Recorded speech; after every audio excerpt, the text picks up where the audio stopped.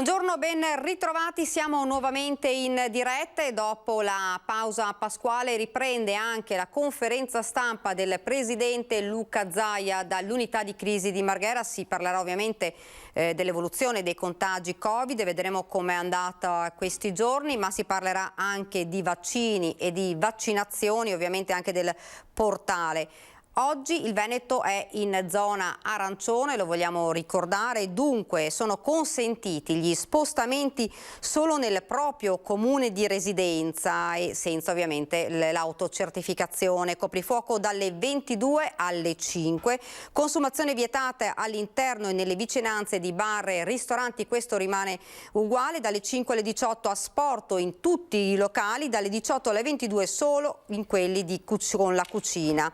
La consegna a domicilio invece non ha limiti di orario, restano aperti i negozi al dettaglio, centri commerciali chiusi negli weekend, festivi e prefestivi, chiusi ancora musei, cinema, teatri e piscine, che sono le categorie davvero più penalizzate durante questa pandemia.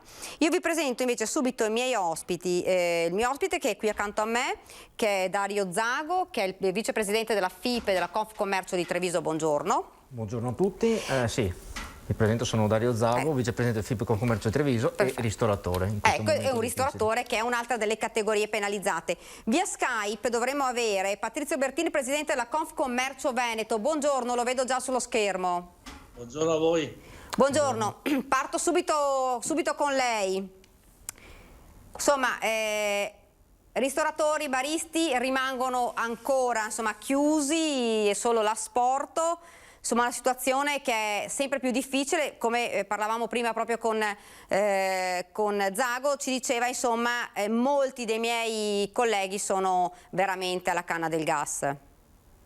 Beh, chiaramente la zona arancione cambia poco per quanto riguarda la ristorazione, però diciamo che è un po' prendere in discesa la strada per uscire da questa pandemia.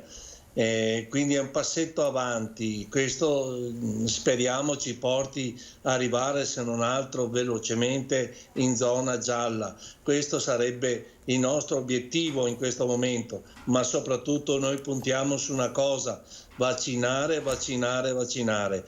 Prima si vaccina questo paese e devono arrivare i vaccini chiaramente, e prima ne usciremo da questa pandemia, perché altrimenti non abbiamo soluzioni. Abbiamo tantissime attività ancora ferme da un anno e più quindi voglio dire, adesso dobbiamo pensare anche a quelli che sono bloccati nelle proprie attività, non sanno come fare, devono avere la speranza di poter ripartire. Noi puntiamo su questo, non parliamo neanche più di ristori, di sussidi, perché chiaramente queste soluzioni si sono dimostrate poco incisive e potrei aggiungere anche quasi disastrose, perché non hanno assolutamente dato nessun tipo di aiuto. E quindi la situazione è seria e drammatica.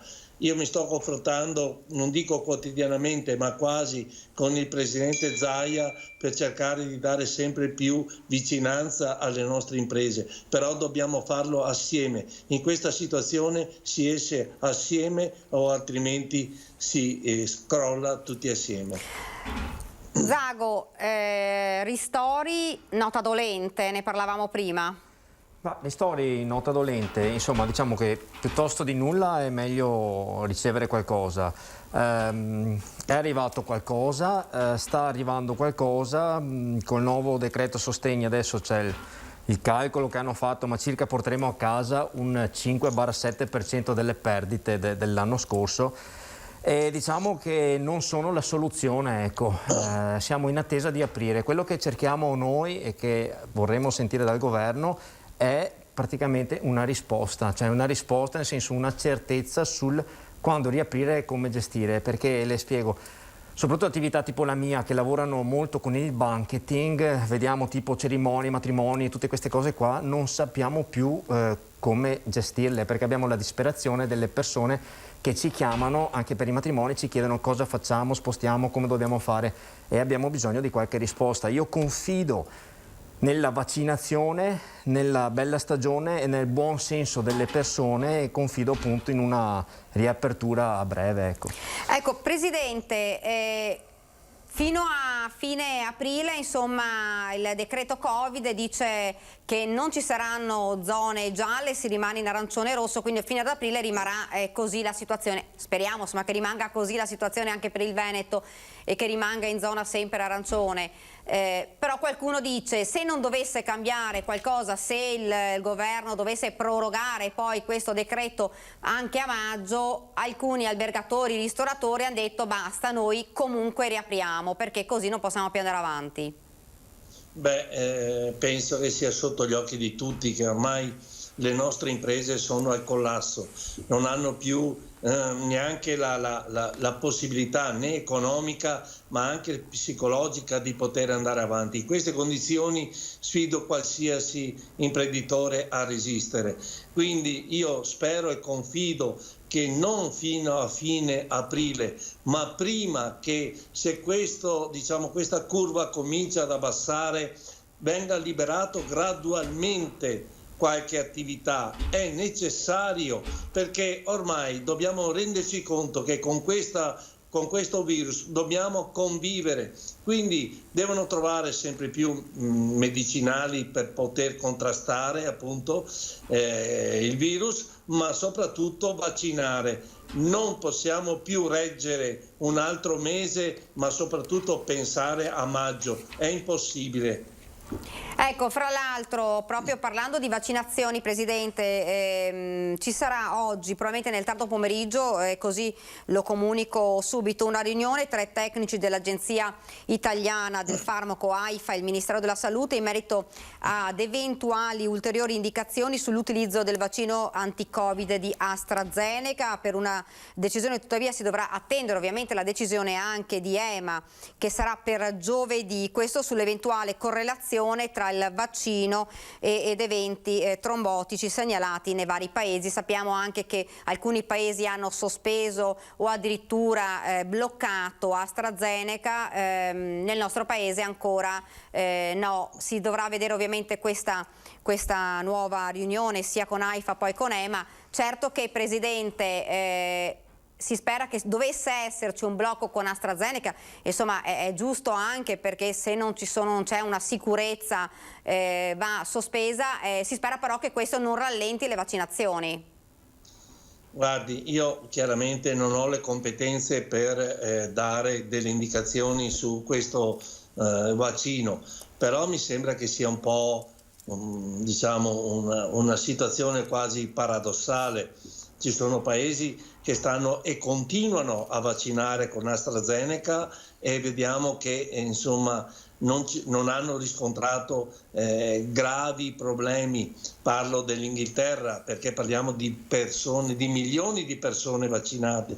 Quindi quando io sento queste cose qualche piccolo dubbio mi viene insomma da pensare che al di là del problema sanitario ci sia qualche altra cosa, perché insomma non è chiaro sotto gli occhi di tutti se questa situazione è veramente, perché non è possibile che prima l'EMA e anche altre enti di garanzia prima dicono che va tutto bene, che si può vaccinare e poi ogni 8 giorni si torna indietro. Questo mi sembra un balletto che non ha eguali. Ecco perché io dico fate chiarezza, stiamo giocando con la vita delle persone e non si può giocare per interessi, per lobby o per altre situazioni anche geopolitiche. Dobbiamo vaccinare, responsabilità e coraggio ci vuole da parte di chi fa politica. Ecco, per chi diceva, Zago, si potrebbero almeno insomma allentare tutti gli oneri fiscali, almeno per chi è rimasto chiuso, ma insomma diciamo che sia una cosa veloce perché le spese vive le pagate lo stesso. Lei che cosa risponde? Sì, diciamo che le dico, sarebbe bene bloccare un po' tutto per quanto riguarda gli oneri fiscali. Anche RAI mi sembra con il canone ha prorogato il canone, anzi ha abbassato, c'è una percentuale di sconto per chi l'ha già pagato, lo farà recuperare nelle imposte. E, diciamo che è una situazione un po' particolare, perché le dico, oneri fiscali sì, ma anche tipo il ristoro adesso che sta per arrivare con il decreto sostegni è talmente basso alla fine che è una spolverata, ci permetterà di pagare una bolletta, cioè ribadisco, questa non è una soluzione per noi, non possiamo continuare a sopravvivere così e la gente ormai non ce la fa più, anche se siamo propositivi e positivi e speriamo di ripartire al più presto perché siamo tutti carichi, basta solo avere una certezza e una sicurezza, perché ribadisco, dentro un ristorante, oggi come oggi, lo so che cerchiamo di non fare assembramento, capisco tutta la buona volontà del governo, ma dentro un ristorante l'assembramento è difficile da fare adesso se rispettiamo le normative sulla sicurezza e sul distanziamento. Perciò speriamo di aprire al più presto. Ecco Presidente, vedo da un'ANSA qua, Confcommercio Veneto, fateci riaprire prima che sia troppo tardi. È il messaggio a caratteri rossi, dice che la Confcommercio del Veneto ha lanciato attraverso alcuni quotidiani. Non ce la facciamo più, scrivono, elencando in 8 punti il grave stato di disagio economico delle microimprese della regione. Beh, chiaramente questo comunicato è lo specchio della situazione che stiamo attraversando. L'abbiamo detto e lo ribadiamo alla politica, guardate che ormai siamo allo stremo, non abbiamo più la possibilità di andare avanti in questo momento perché noi siamo responsabili e coscienti. Se ci fossero stati gli aiuti sufficienti per poter continuare a rimanere chiusi nella sicurezza anche degli altri l'avremmo fatto. Oggi non è più possibile, allora si devono pensare alternative a questa situazione di blocco e non possiamo sempre e comunque quando ci fa comodo paragonarci ad altri paesi europei e quando non ci fa comodo, ok, cadere nel baratro. Non è così che si deve governare. Io non sono un politico, io sono un presidente di associazione, per questo io sono indignato ed arrabbiato per come è stata condotta questa situazione. Non abbiamo avuto da un anno a questa parte le risposte chiare e precise per aiutare le imprese. Siamo passati dal giallo all'arancione dentro e fuori. Così noi abbiamo bisogno di programmare, di avere visione e di avere speranza di lavorare in sicurezza e in questo modo la politica non ci ha mai dato queste risposte. Io sono veramente arrabbiato, adesso non ce la facciamo più, vediamo che stanno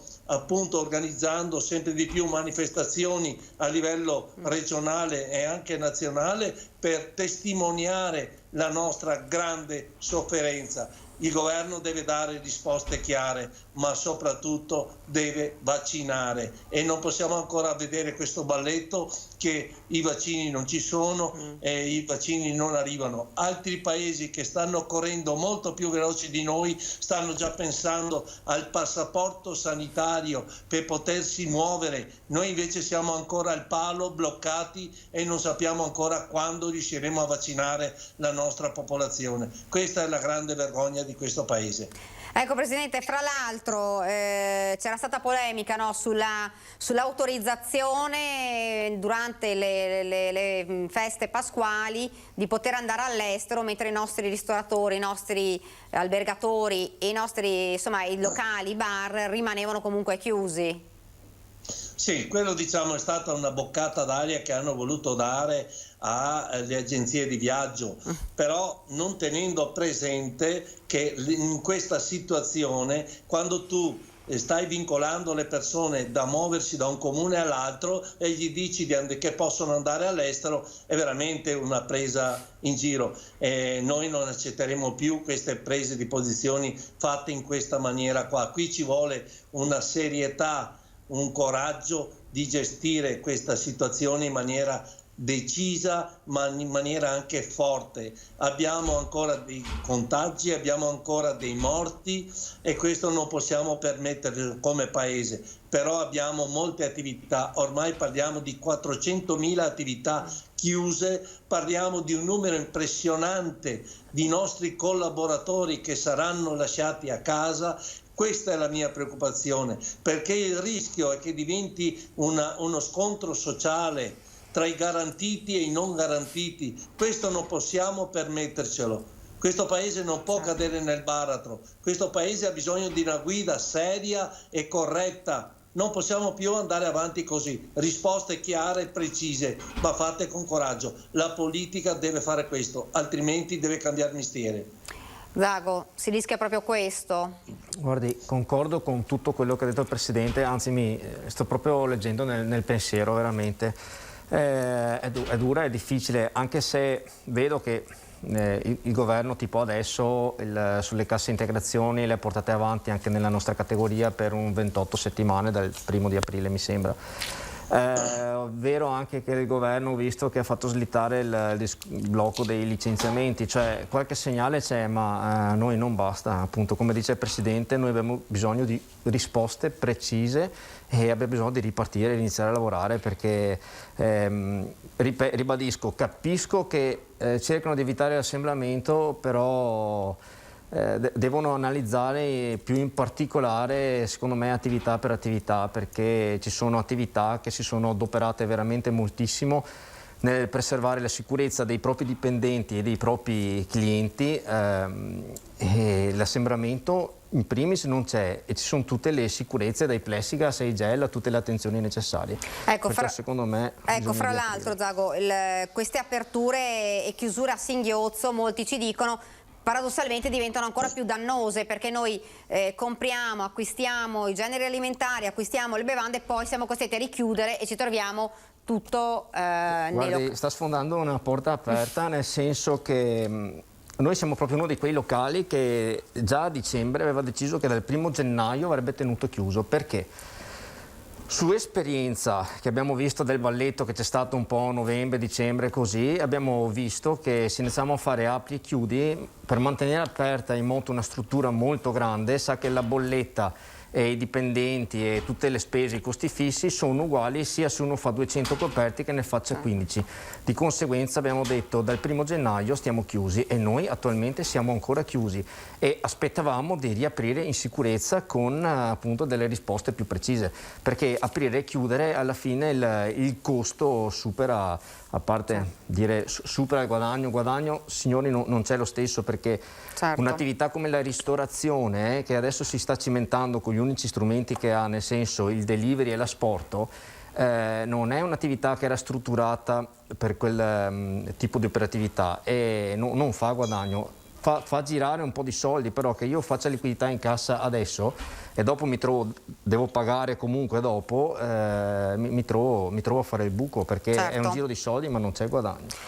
Presidente, un'ultima domanda.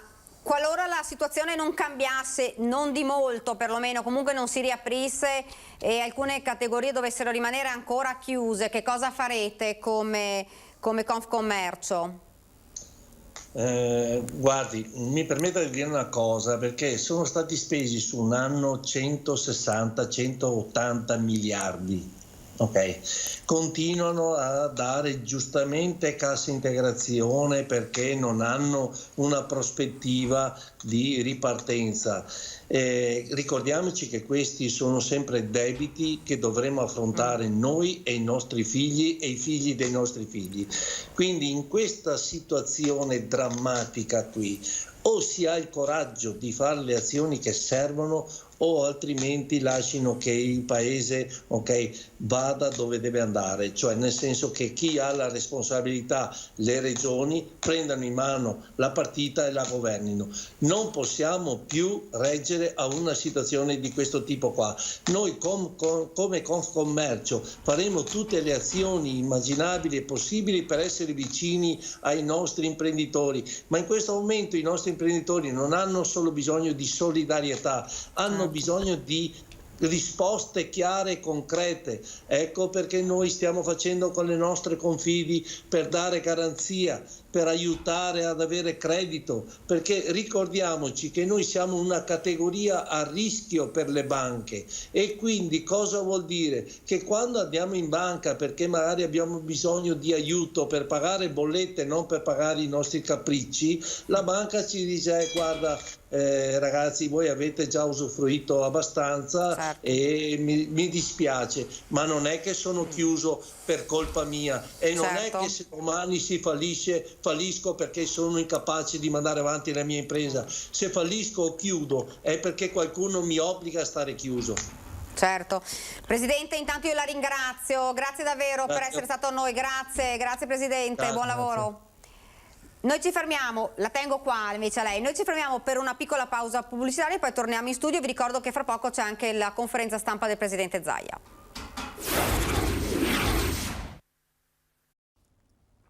E rieccoci nuovamente in studio, siamo ancora in diretta, fra pochi minuti, lo ricordiamo, ci sarà, lo vediamo, se riusciamo a far vedere dalla regia, si sta preparando la conferenza stampa del Presidente Zaia, guardate, ormai manca davvero poco, quindi sentiremo anche quali sono le novità del Presidente dopo le vacanze pasquali, diciamo sosta pasquale della conferenza del Presidente. Un'altra domanda la farei a Dario Zago, vicepresidente della FIPE Confcommercio. Qualora non ci fossero aperture immediate, qualora ci fosse di nuovo una proroga, che cosa? Allora, questa è una domanda molto difficile a cui rispondere. Devo essere sincero, devo dire non lo so, non saprei cosa risponderle. Confidiamo nella discesa delle curve ora, confidiamo nello Stato che prende in considerazione magari i dati e inizi a alleggerire qualche limitazione, ecco, prima del 30 aprile.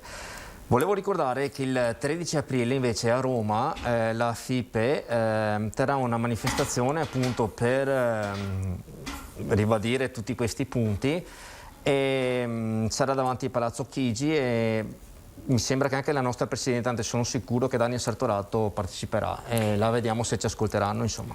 Ecco, proprio in brevissimo, i punti che porterete a Roma, quali sono? Il punto sostanziale è uno solo: risposte. Perché è il giochino, no? Come dicevamo prima, l'apri e chiudi fa morire l'attività, perché i costi sono quelli.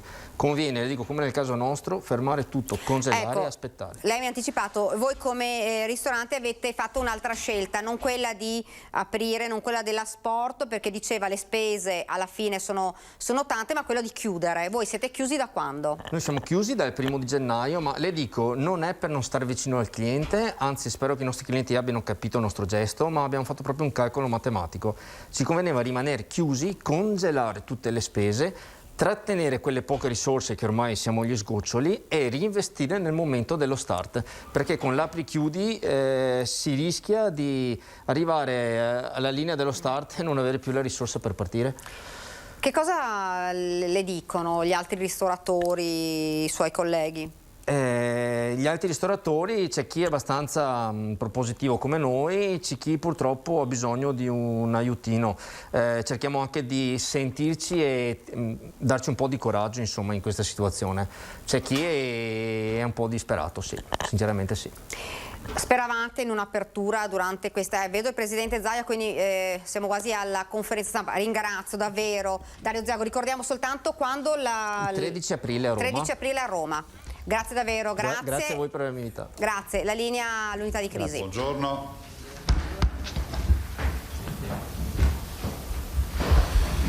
Io sarei pronto per il bollettino. Siamo giusti? Allora, tamponi molecolari 4.635.000, 8,56. Test rapidi 3.929.163. In totale sono 8.565.019, 8.565.019 tamponi. Stiamo avviando verso i 10 milioni. Allora, i positivi nelle ultime 24 ore sono 507. su 9.888 tamponi sono il 5,13% di incidenza. Il numero di positivi dal 21 febbraio è 389.942. I positivi di oggi sono 36.986. Come vedete si cala, perché eravamo a 39.000 venerdì santo, venerdì prima di Pasqua. C'è un calo di positivi in quarantena. Ricordo sempre, a beneficio magari di chi si fosse perso questa descrizione, che di solito i dati sono questi: il 50% dei positivi non ha sintomi, quindi 18.000 più o meno, sono 18.500, non hanno sintomi. Gli altri 18.500, l'altro 50% ha sintomi. Quanti non possono venire curati a casa? Lo diciamo perché spesso sembra che ci sia qualcuno che accarezzi l'idea di pensare che si possa far tutto senza l'ospedale. Il 5% purtroppo dei positivi sintomatici ha bisogno di cure intensive, e quindi infatti noi abbiamo 2.287 persone ricoverate in ospedale, più 50 pazienti. Come si articolano questi 2.287? Più 37 in area non critica, sono 1.972 pazienti ricoverati in area non critica, e 315 in terapia intensiva, più 13.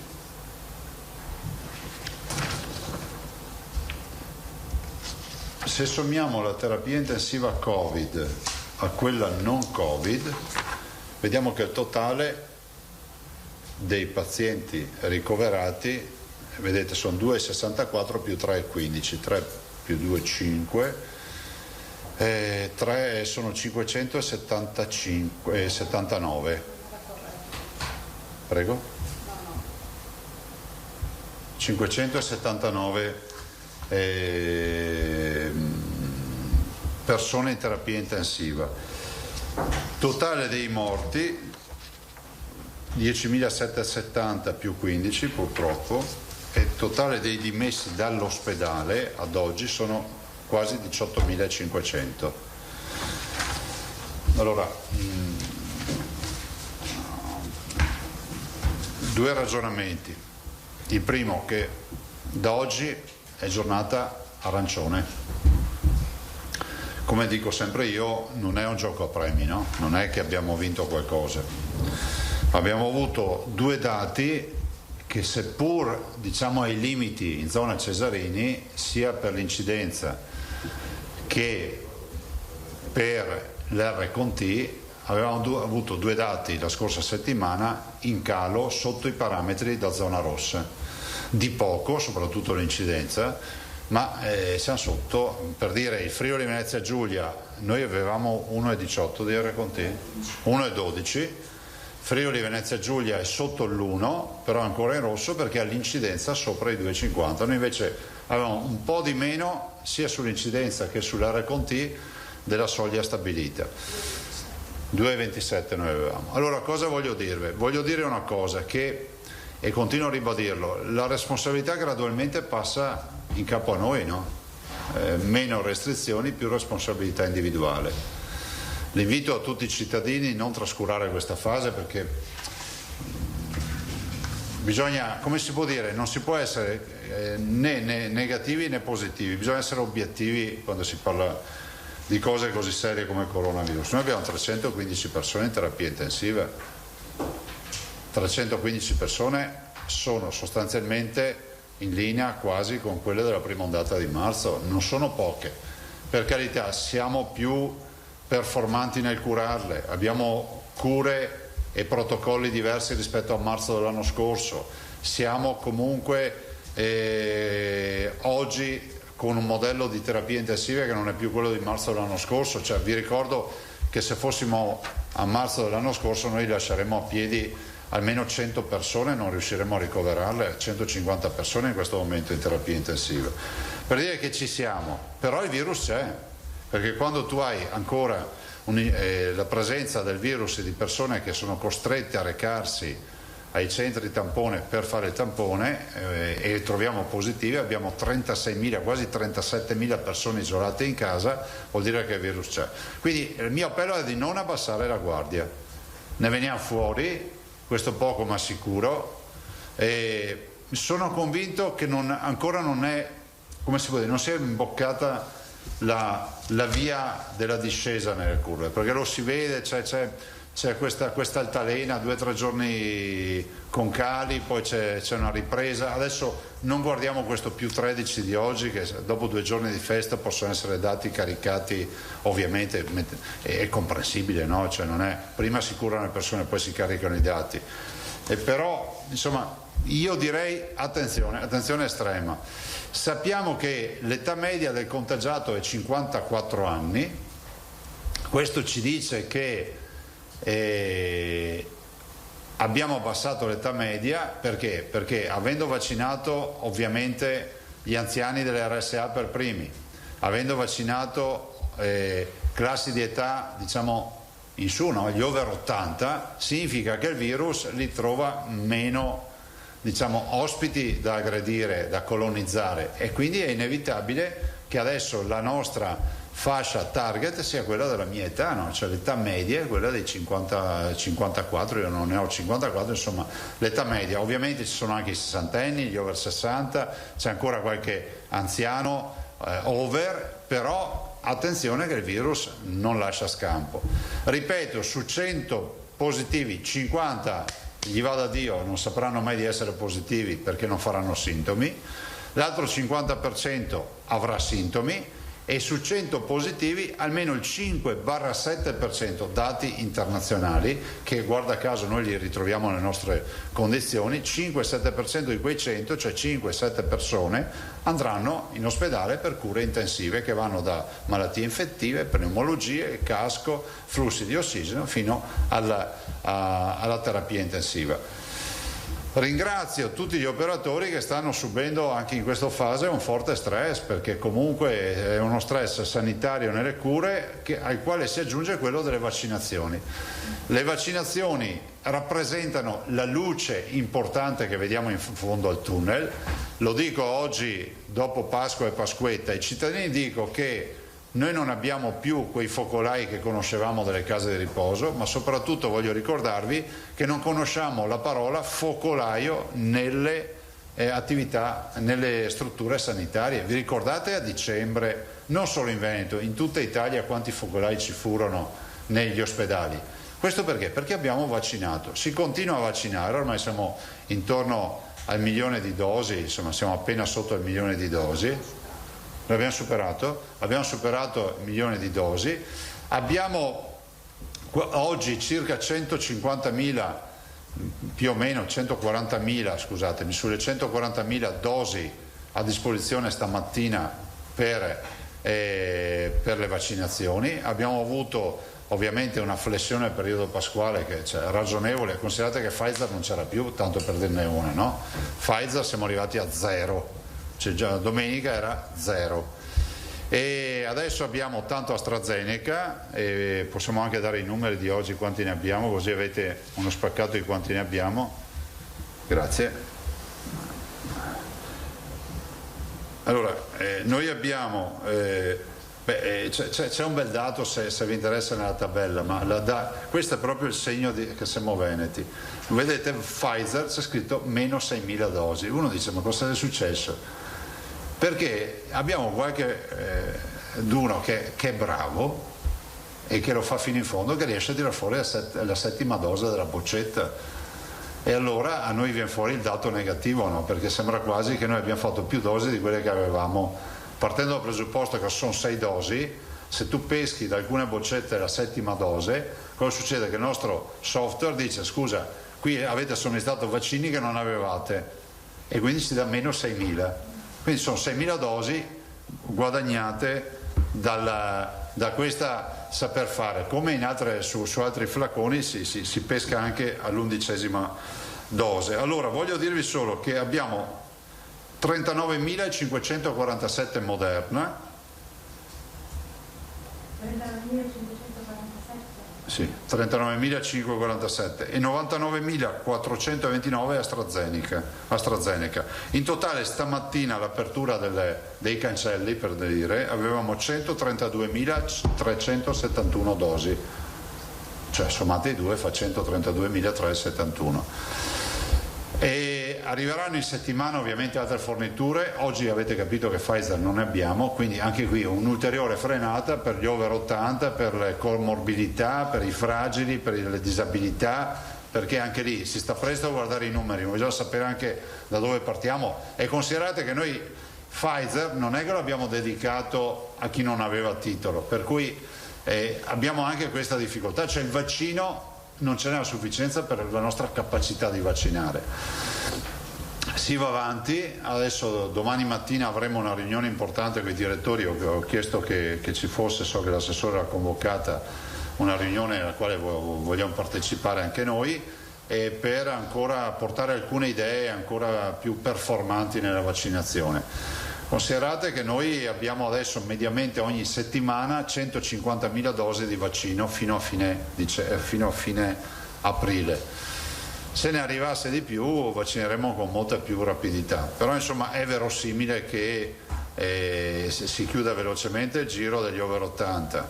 Abbiamo tra over 80 e fragili e disabili, abbiamo circa 400.000 persone da vaccinare, ma lo possiamo fare velocemente, se arrivano vaccini, con la nostra capacità di vaccinazione ce la facciamo. Non ho altro da aggiungere se non dirvi che domani c'è una bella apertura, ringrazio il direttore Contatto, perché dopo tante diciamo, discussioni in senso positivo, domani apre all'Expo Venice, apre il nuovo centro vaccinazioni. E abbiamo, ciao Marco, e abbiamo dato, grazie, e abbiamo dato un target importante, perché lì basta metterci linee vaccinali e quello diventerà un punto di riferimento per il veneziano. Domani mattina apre, si parte, domani mercoledì 7 aprile si inizia con le vaccinazioni.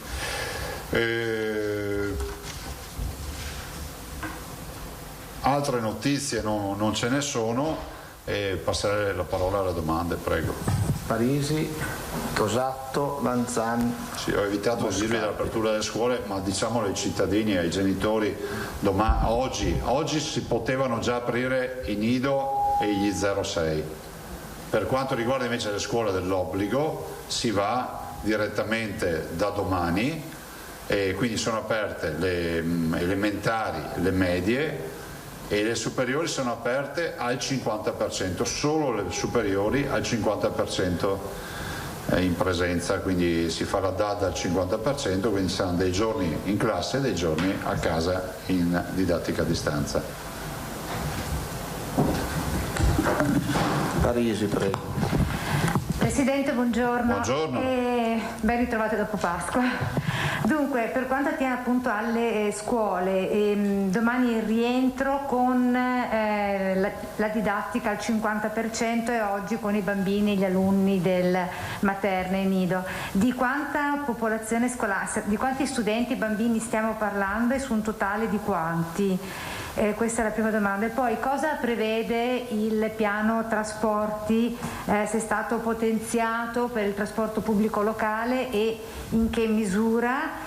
E per quanto attiene sempre alle scuole, facendo un passo indietro, a quanto ammonta il personale scolastico che è stato vaccinato, se si può sapere questo dato o quando è possibile saperlo, per cortesia. Ma guardate, se rispetto al personale scolastico abbiamo anche, se lo vediamo nella tabella, vediamo la percentuale esatta.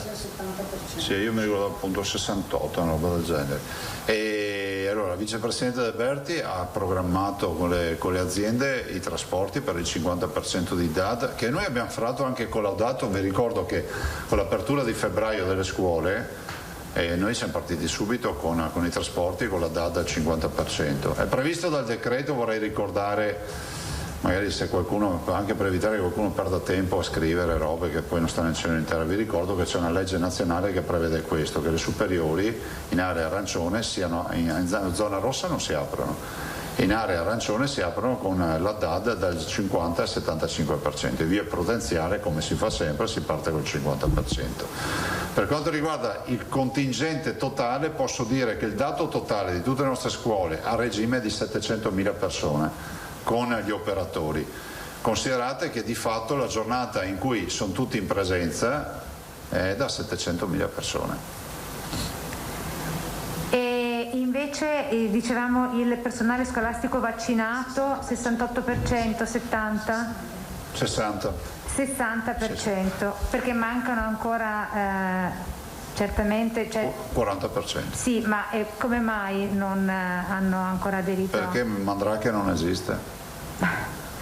Perché fanno parte di quella no, nel senso che si è pianificato, si è fatto, abbiamo avuto un sacco di abbandoni, ricordiamo anche questo, che c'è stata una fase nella quale potevamo vaccinare perché avevamo la possibilità di vaccinare, soprattutto pensate quando si utilizzava il AstraZeneca con under 55, cioè sotto i 55, sotto i 65, era ideale per il mondo della scuola. E furono le settimane degli abbandoni e adesso abbiamo un momento da recuperare, però obiettivamente abbiamo gli over 80 da chiudere e dobbiamo chiudere gli over 80, non si discute su questo.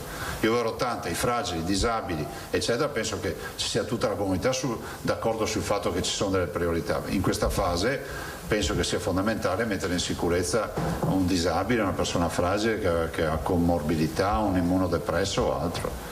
Quindi Presidente, per la parte, ferme restando queste premesse, per la parte restante del personale che si farà certo, una lista al pari del personale sanitario, sì, con le stesse con lo stesso principio. Sì, assolutamente sì. Ovviamente capite che noi, avendo poca disponibilità di vaccini, dobbiamo puntare agli over 80 e ai cittadini fragili, a disabilità, e parallelamente anche agli insegnanti, ma quelli sono i vaccini. Sì, perché non ci sono insegnanti che non intendono vaccinarsi. Ci saranno, magari non lo sappiamo. Vabbè, non ci resta che attendere a questo punto. Esatto. Grazie. Prego. Buongiorno Presidente. Buongiorno. Prima di tutto, a proposito dei focolai sventati nelle case di riposo e nella sanità, arriva una segnalazione invece di un focolaio in una casa di riposo di San Donà da parte di alcuni familiari. Poi potremo fornire gli estremi. A noi non hanno segnalato nulla. E con una certa sorpresa, perché dicono ma le visite non ci sono, il personale e gli ospiti sono vaccinati, non si capisce, sarebbero più casi comunque. Sarà interessante verificarlo per capire quanti vaccini, magari anche farsi un focus, no? Capire quanti erano i vaccinati tra gli operatori e tra gli ospiti e vedere quanti sono infettati. Sì, appunto. E, invece un'altra domanda, mi scusi. Un'altra domanda riguarda le possibili aperture dopo il 20. C'è stata una interlocuzione tra i presidenti delle regioni e il governo, se ne è parlato sui giornali e mi interessava sapere insomma quali sono le ipotesi, quali sono le vostre richieste, se ci sono delle prospettive. No, nel senso che vorrei ricordare innanzitutto che il decreto che ha fatto questo governo prevede zona rossa, zona arancione fino al 30 di aprile senza alcun'altra variazione, nel senso che in base ai parametri o sei in rosso o sei in arancione. Dall'altro prevede anche un varco nel decreto in cui si dice qualora le condizioni sanitarie epidemiologiche, ecco passatemi questa descrizione, fossero tali per cui si possa pensare a reintrodurre ulteriori zone, quindi ulteriori diciamo allargamenti e quindi sparizione di restrizioni, e lo si farà. Immagino che la discussione sarà in questi termini. Allora, io personalmente sono convinto di una cosa, che il modello a 21 parametri, premessa fondamentale, bisogna essere obiettivi nel guardare i dati e riconoscere che c'è il virus e che c'è pressione ospedaliera. Qui non si può negare l'evidenza. Dall'altro è vero che se da un lato c'è una pressione sanitaria che gestiamo, dall'altro è altrettanto vero che c'è un problema economico, ce n'è uno sociale e uno psicologico nei cittadini. È innegabile tutto questo, no? Tutto ciò premesso, penso che il modello che ci valuta oggi, che è quello dei 21 parametri, diventi giorno dopo giorno sempre più inattuale e anacronistico, perché è un modello costruito in un momento epidemiologico e di infezione in cui, ad esempio, pensate, non esisteva una diagnostica aggressiva come quella che riusciamo a fare oggi, non esisteva un sistema di cure come quello che riusciamo a fare oggi, sia a livello domiciliare che a livello ospedaliero, ma soprattutto non esisteva il vaccino quando è stato scritto, cioè l'effetto del vaccino, che non è un effetto irrilevante. Cioè voi dovete pensare che se è vero che per l'estate comunque la parte di popolazione più a rischio, che è quella degli over 65, over 70, sarà vaccinata, capite che un modello con i 21 parametri si sposa poco con uno scenario che è uno scenario nuovo, che è quello delle vaccinazioni. Quindi so che stanno lavorando, la dottoressa Russo fra l'altro è il punto di riferimento anche di questo gruppo di lavoro nazionale, però io spero e auspico che lo facciano velocemente, io l'ho detto in più occasioni, cioè oggi bisogna rivedere il modello, ma questo non perché va di moda dire che bisogna aprire, perché il modello davanti a questa molle di vaccinazioni va comunque dal punto di vista scientifico rivisto, perché rischiamo di correre dietro a dei parametri che non hanno più senso di esistere o di essere valutati se è vero che chi è vaccinato non si infetta, perché se io ho un parametro, l'R con T, un significato ce l'ha con i cittadini senza vaccino, un altro significato ce l'ha se la popolazione è vaccinata, lo capite da soli, no? Quindi questo è il primo aspetto, dopodiché noi avremo questa riunione giovedì con il Presidente del Consiglio, immagino si parli di recovery fund e si parli anche di prospettive per la crescita e per l'economia. Ad oggi non c'è una richiesta diciamo, che si è formata, i governatori si incontreranno prima per fare un punto, diciamo, della situazione.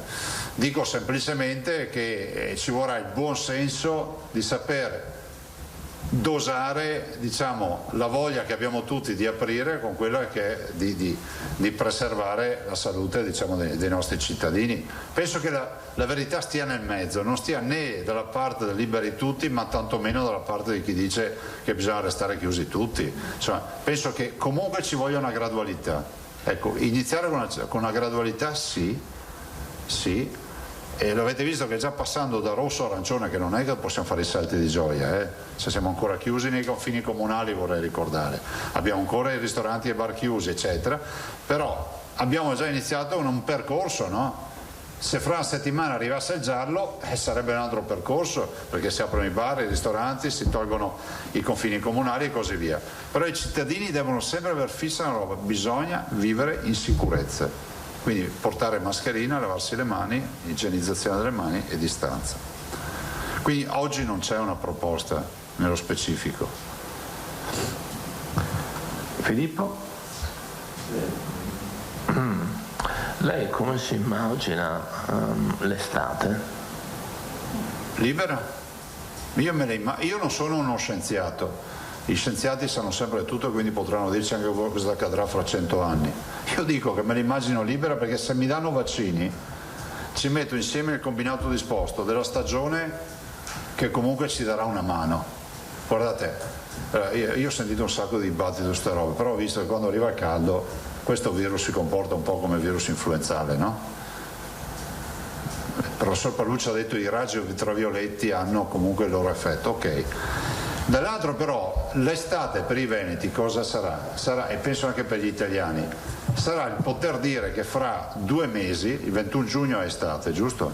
Fra 2 mesi, 2 mesi abbondanti, noi se procediamo con i vaccini che abbiamo avremo 1,5 milioni di vaccini inoculati, in più di quelli di oggi. Se gli aggiungo quelli di oggi sono 2,5 milioni di vaccini, giusto? Diviso 2 fa 1,2 milioni. Vuol dire che comunque già ho messo, se sono partito dall'alto dell'età e vengo in giù, sono partito dai 111 anni e vengo in giù, abbiamo un cittadino di 111 anni e vengo in giù, avrò sicuramente messo in sicurezza intanto coloro che se si prendono il virus rischiano tanto, e dopodiché andremo avanti a procedere con queste vaccinazioni.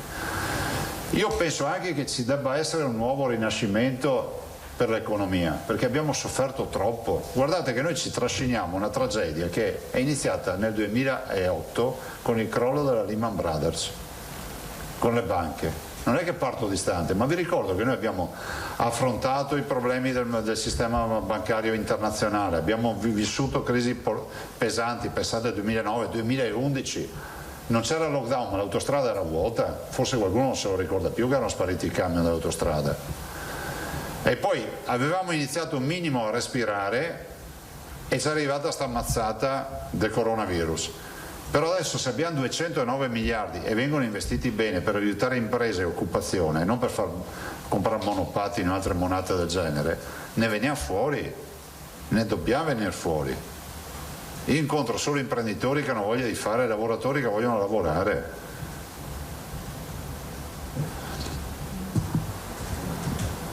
Concludo.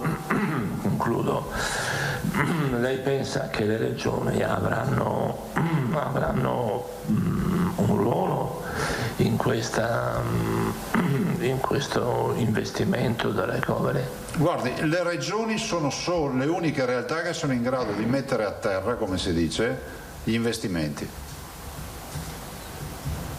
perché comunque hanno i ferri in acqua, perché comunque hanno un rapporto col territorio che permette di vedere subito realizzate le opere. Se il governo ci mette una visione non medievale centralista ma rinascimentale, ovvero federalista, se ci mette la sburocratizzazione, ci mette elementi commissariali ad esempio, dico, dobbiamo fare il Policlinico Universitario di Padova, se si fa un ponte in 2 anni lo possiamo fare un ospedale in 2 anni o no? O partiamo sempre dal presupposto che qualcuno deve rubare? Ormai abbiamo collaborazioni con ANAC, con la magistratura, con tutti, cioè io non vorrei che con la scusa del sempre, ma c'è sempre qualcuno che ruba, le robe non si fanno più. Io penso che il governo, se avrà visione, dovrà assolutamente avere le regioni come partner e bracci operativi. Se la gestione è una gestione centralista, allora sarà medievale, ma immagino proprio di no. Lanzan, poi Moscati, Pettenò, Giacomuzzo, Radio Wellness, ho capito bene, e Pittarello. Buongiorno Presidente, ritornando Buongiorno. Sul tema vaccini, domani è prevista Pfizer l'arriva, la consegna? Domani è mercoledì, quando è? Doveva essere oggi. Hanno comunicato che è arrivato oggi, è arrivato 10 minuti fa. Quante, Assessora? In base al bollettino che avevo io, 125.000 mi sembra. Quindi questa settimana arriva solo Pfizer, non arriva né Moderna né AstraZeneca, quindi sono arrivate, noi abbiamo previsioni solo di queste 125.000 di Pfizer. Perché non AstraZeneca oggi? Perché non arriva nulla di AstraZeneca questa settimana. Infatti delle 4 settimane io vi dico sempre 150.000 a settimana, perché faccio la media con altre settimane che hanno più di 150.000, mi sembra ce n'è una anche da 166.000 mi sembra ad aprile. Poi ritorno invece sul tema delle prenotazioni. Si sta verificando un problema un po' grave per quanto riguarda le categorie deboli, fragili, nel caso specifico disabili. 104. Non si riesce a capire se sia un problema dell'INPS che pare di sì, però è comunque da verificare, che ha fornito l'elenco delle persone che hanno diritto al vaccino. Le persone quando accedono al portale si ritrovano in questo elenco, quindi vedono di essere inserite il cieco, il paraplegico, eccetera, poi però il codice fiscale non viene riconosciuto. Forse dicono è perché l'inserimento dei codici fiscali è stato fatto da un determinato anno in su e quelli che invece sfortunatamente sono disabili da molto più tempo, non vengono riconosciuti dal sistema. Questo però è un problema serio, nel senso che abbiamo categorie di persone fragili che non riescono ad accedere, ma non perché non possano, perché è il sistema che non lo consente. A questo si aggiungano, siamo ancora in fase di rodaggio, ma il numero verde ancora non funziona o si fa fatica ad avere risposte, le mail mandate alle ULS che saranno oberati di lavoro ma non rispondono. Avete presente questa situazione e la state affrontando? Prego. Sì, l'abbiamo ben presente, abbiamo scritto anche a tutti i medici di medicina generale ancora la settimana scorsa e credo che sarà in questi giorni farò anche un incontro, perché noi dobbiamo avere assolutamente l'incrocio di alcuni dati con loro, visto che tipo c'è questa problematica per quanto riguarda 104 disabili, oppure comunque anche quella legata a dei minori disabili che comunque non compaiono perché sono sotto i 16 anni e quant'altro. Quindi è chiaro che c'è una problematica, ce ne siamo resi conto. Gli elenchi tipo quelli sui disabili erano quelli che ci sono arrivati come a ogni regione da parte dell'INPS. Stiamo incrociando tutti i dati e cercando appunto di dare le risposte e quindi poi di permettere a tutti di fissare la vaccinazione.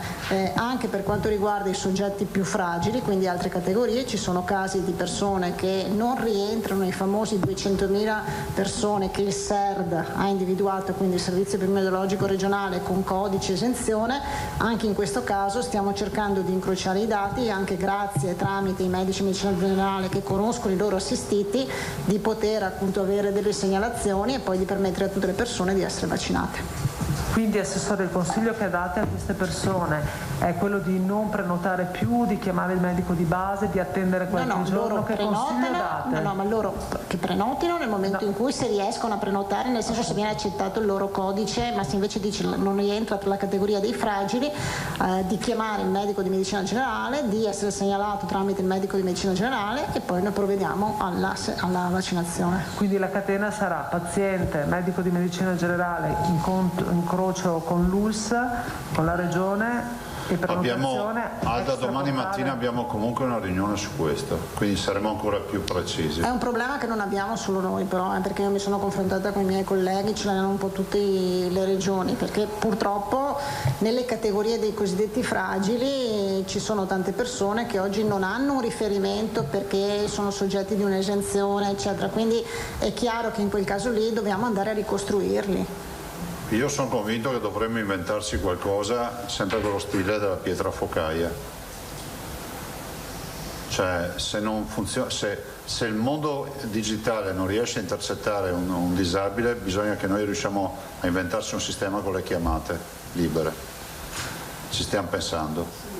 Quindi come quello che è stato fatto? Sì, però non voglio annunciare niente perché ci stiamo ragionando, ho un'idea. Vediamo, cioè, sto attendendo delle simulazioni, perché capite, non posso neanche creare un ingorgo di persone che hanno già dei problemi personali, che si ritrovano magari a doversi sobbarcare ore di attese o problemi, perché cioè, fino ad ora ha funzionato quel sistema, bisogna capire, farlo un po' sartoriale, adesso ci stiamo, che quello ci risolverà il problema alla base, no? Perché questo è il vantaggio, e come ho sempre detto io, pietra focaia funziona sempre alla fine. Sì. L'altra cosa che volevo chiedere, Assessore Presidente, in tutte le USL nel momento in cui si va a fare la vaccinazione, la prima dose, viene consegnato un foglietto con la data del richiamo oppure no? Perché arrivano segnalazioni di persone che dicono sono passati 26 giorni da Pfizer e non ci hanno ancora richiamato. È possibile che ci siano stati casi particolari oppure è nella norma che tutti hanno avuto un fogliettino in mano con la data? È possibile, ma non è comprensibile. E quindi se ci danno un riferimento, me ne basterebbe uno, me ne basta uno per discutere col direttore generale. La sua US, dopo le do il riferimento. Bene, grazie. E l'ultima cosa... A meno che non siano cose dei primi giorni, giorni è stato... Cioè... L'altra cosa invece, nelle elaborazioni del Ministero della struttura commissariale risultano tra i vaccinati le varie categorie, ovvero 80 sanitari eccetera. C'è una categoria altri, sì. Il Veneto è molto alto negli altri. Di cosa si tratta? Me l'hanno già chiesto, c'ho lo spelling, c'ho tutta la cosa qua, te la giro dopo. Cioè chi sarebbero? Tutte le categorie degli altri. L'hanno già chiesto, come avevo già chiesto ai servizi. No, ma chi sarebbero? Non chiedevo. Adesso devo recuperare. Boh, grazie. No, pensavo ci fosse già. No, non ce l'ho pronta, ma l'avevo già chiesta anche ai colleghi. Grazie. Prego. Allora, scusate, ho perso il giro. Moscati. Sì, buongiorno Presidente. Buongiorno. Sì, io mi riallaccio a quello che... Posso rispondere? L'ho trovato adesso. Presidente. Sì, prego. Rientrano in questa categoria, mi scrive la sanità, molte voci, fra cui le principali sono soggetti di età 70-79, persone estremamente vulnerabili, entrambi come definite dal piano nazionale, conviventi dei soggetti estremamente vulnerabili, disabili, conviventi o caregiver dei soggetti disabili, farmacisti, detenuti. Cioè, quindi siamo stati bravi. Ce n'è una marea. Vabbè, giustamente pensandoci, quando ho detto l'accompagnatore over 65 è un altro, no? Però per me è un'opera di civiltà, cioè perché poi sono coniugi alla fine, no? Se vaccino un over 80 che viene accompagnato dal coniuge, non capisco perché non posso vaccinare. Quindi purtroppo sono finiti le categorie altri. Vi ricordo sempre che ad oggi, nei 7 giorni, siamo la regione che vaccina di più in Italia, 59 vaccinazioni su 10.000 abitanti. Ecco, sì, mi scusi, continuo, riprendo quello che aveva chiesto la collega, riguarda appunto sempre le prenotazioni. Nel portale, soprattutto io lei dice faremo rispondere attraverso altri sistemi e prenotare altri sistemi. Io le ho provate tutte, io le ho provate prima del portale e dopo il portale. È un mese che cerco, a parte che ho avuto tantissime segnalazioni, che cerco di fare vaccinare questo centenario e non ci sono riuscita. Ho telefonato a tutti, sono andata anche personalmente all'ASL, all'ospedale, all'Angelo, nella sede vaccinale, e non c'è stato verso. Non si riesce a capire perché. Ripeto, poi tanti mi hanno segnalato che, vabbè, io sono anche una che ci sta dietro alle cose, però ci sono molti, se non c'era qualcuno che stava dietro, che non riescono a prenotare, perché questi poveri anziani, è vero che è facile, ma è facile per uno che ha un po' di attitudine, insomma, perché bisogna comunque ogni volta che tu metti il codice fiscale, se dopo riprovi fra una mezz'ora lo devi ridigitare, per cui loro sono un po', diciamo, insomma, si trovano delle difficoltà. Con i numeri di telefono fanno sempre riferimento al portale e ti rimandano al portale anche se rispondono, per cui non c'è verso. Grazie. No. La domanda: come si può fare a prenotare? Perché allora, io ne ho tantissimi che mi mandano i nominativi, anche i codici fiscali, ma sì, non sono mandrache neanch'io. No, è chiaro. Allora, partiamo da un presupposto, che per vaccinarsi, a meno che non siano chiamate dirette, aperte, dirette, bisogna prenotarsi. Le modalità per prenotarsi sono quelle di andare in farmacia e chiedere alla farmacia che ti prenoti, di chiedere a un familiare che ti prenoti online, di telefonare al numero verde. Non ne abbiamo altre soluzioni. Appunto, allora quell'anziano che si lamenta, se deve fare un'ecografia o un attacco o qualcos'altro, cosa fa? Purtroppo è un mese che tentiamo questa strada, le abbiamo tentate tutte. Sì. Dopodiché è grave che lei mi dica, ma è grave non per lei, per quello che è andato in un centro vaccinale e ha detto a un anziano di 100 anni da vaccinare che nessuno le abbia risolto il problema. No, io sono andata anche di persona. Ma è grave perché io penso che poi ci voglia anche buon senso, un minimo di umanità per capire che se uno da 100 anni vuole vaccinarsi, che per noi è prioritario, come stabilito dalla norma nazionale, va vaccinato. Ecco, Dopodiché quell'anziano ha anche un medico di base Ma abbiamo già provato. Io sono arrivata. Dia nome a me, cosa vuole che le dica? Le abbiamo riprovate. Mi dia il nome, però lei capisce che le ho detto tutta una serie di vagli che... Io pensavo anche che avesse rinunciato e gli ho chiesto venerdì. Ci dia il nome. E lui ha detto no, io voglio vaccinarmi. E ha diritto ad essere vaccinato. Tutto qua. Però lei capisce che stiamo parlando, lei avrà un medico di base sto anziano. Ma i medici di base purtroppo me l'hanno segnalato anche altre persone, molto spesso saranno occupati ovviamente. Tutti siamo impegnati. Ma non risponde nessuno, per cui questo è il problema, che ognuno rimanda all'altro, al centro, a questo e quello. Vabbè, passo a un'altra domanda così molto più, anche questa concreta. Prego. Quindi io attendo il nome da lei. Sì, io glielo do subito. Bene. Invece per le terapie monoclonali che avevamo detto dovevano arrivare, siccome si dice appunto ci sono ancora delle persone in terapia intensiva, quello voleva evitare un po' le terapie. Allora, guardi, mi perdoni, intanto lo potete scrivere adesso, l'assessore vi dà il dato, siamo i primi in Italia per l'utilizzo di anticorpi monoclonali. Mi sembra che eravamo a 178 somministrazioni a settimana. Dopodiché io capisco che umanamente, guardate, io sarei il primo a dire queste robe, però non è che possiamo fare il piccolo chimico noi a decidere, ecco adesso che parte un altro trip, che se tutti fanno monoclonale non se ne riempie gli ospedali, perché ci sono alcuni che li possono fare, altri no. Potrei citare anche un esempio che ci tocca da vicino, speravamo di fare una persona con disabilità, con tutta una serie di problemi che non vi sto a dire ma importanti, e invece ci hanno detto guardate non possiamo farglielo. Perché? Perché c'è il tema di assunzione di altri farmaci, quindi monoclonale va bene per chi va bene, per chi è titolato, però noi siamo i primi in Italia, questo lo potete scrivere, ricordavo, diamo il nostro dato, quello del secondo per dare un'idea. Noi siamo a 100, mi sembra 58, 178 somministrazioni a settimana. 178? Sì, va. Allora, Veneto 151 su 386 monoclonali somministrati in Italia, Veneto ne fa metà. Tanto per darvi una dimensione, scusami, senza citare le regioni, sono regioni grandi come le nostre, hanno fatto 1, 3, 5, 4, vi dico numeri che sono scritti qua, 9, 6, è il bollettino di AIFA. Quindi noi, ragazzi, se ci rimandano col camion rimorchio li somministriamo, però capite che questa è la fornitura che ci danno. Però non possiamo pensare che anche questa sia tipo jukebox, metti la monetina, viene fuori monoclonale, tutti liberi, tutti sani, no? Magari fosse così. No, era che siccome lo chiedevano le persone, chiaramente... Ma è umano che porsi questa questione. Grazie. Prego. Bene, per te no.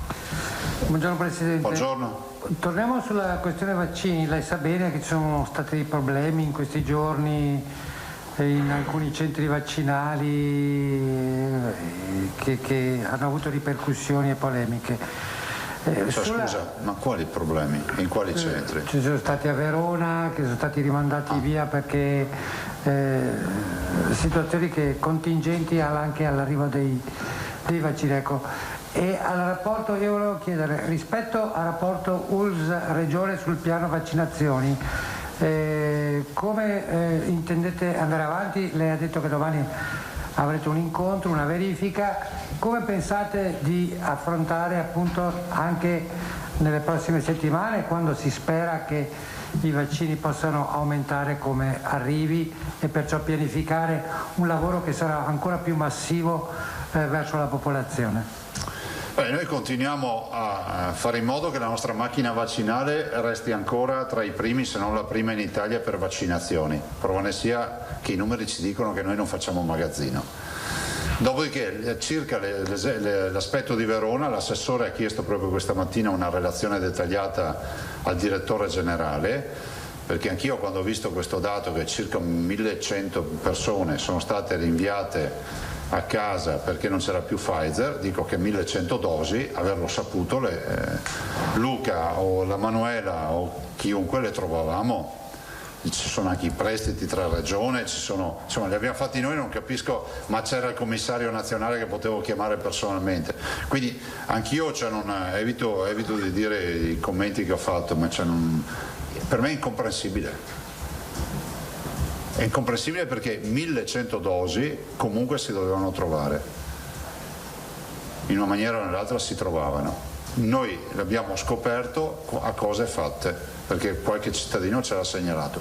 Ci scusiamo anche se non dipende da noi con quei cittadini, avranno un trattamento, diciamo, come si può dire, preferenziale, perché comunque hanno subito un disagio, per carità non è la morte, è subito il disagio che c'è, perché dopo bisogna guardare anche in faccia la realtà, può sempre esserci un problema, però è pur vero che 1100 dosi non siamo il 27 dicembre, quando abbiamo iniziato a vaccinare, cioè, insomma giriamo 150.000 dosi a settimana.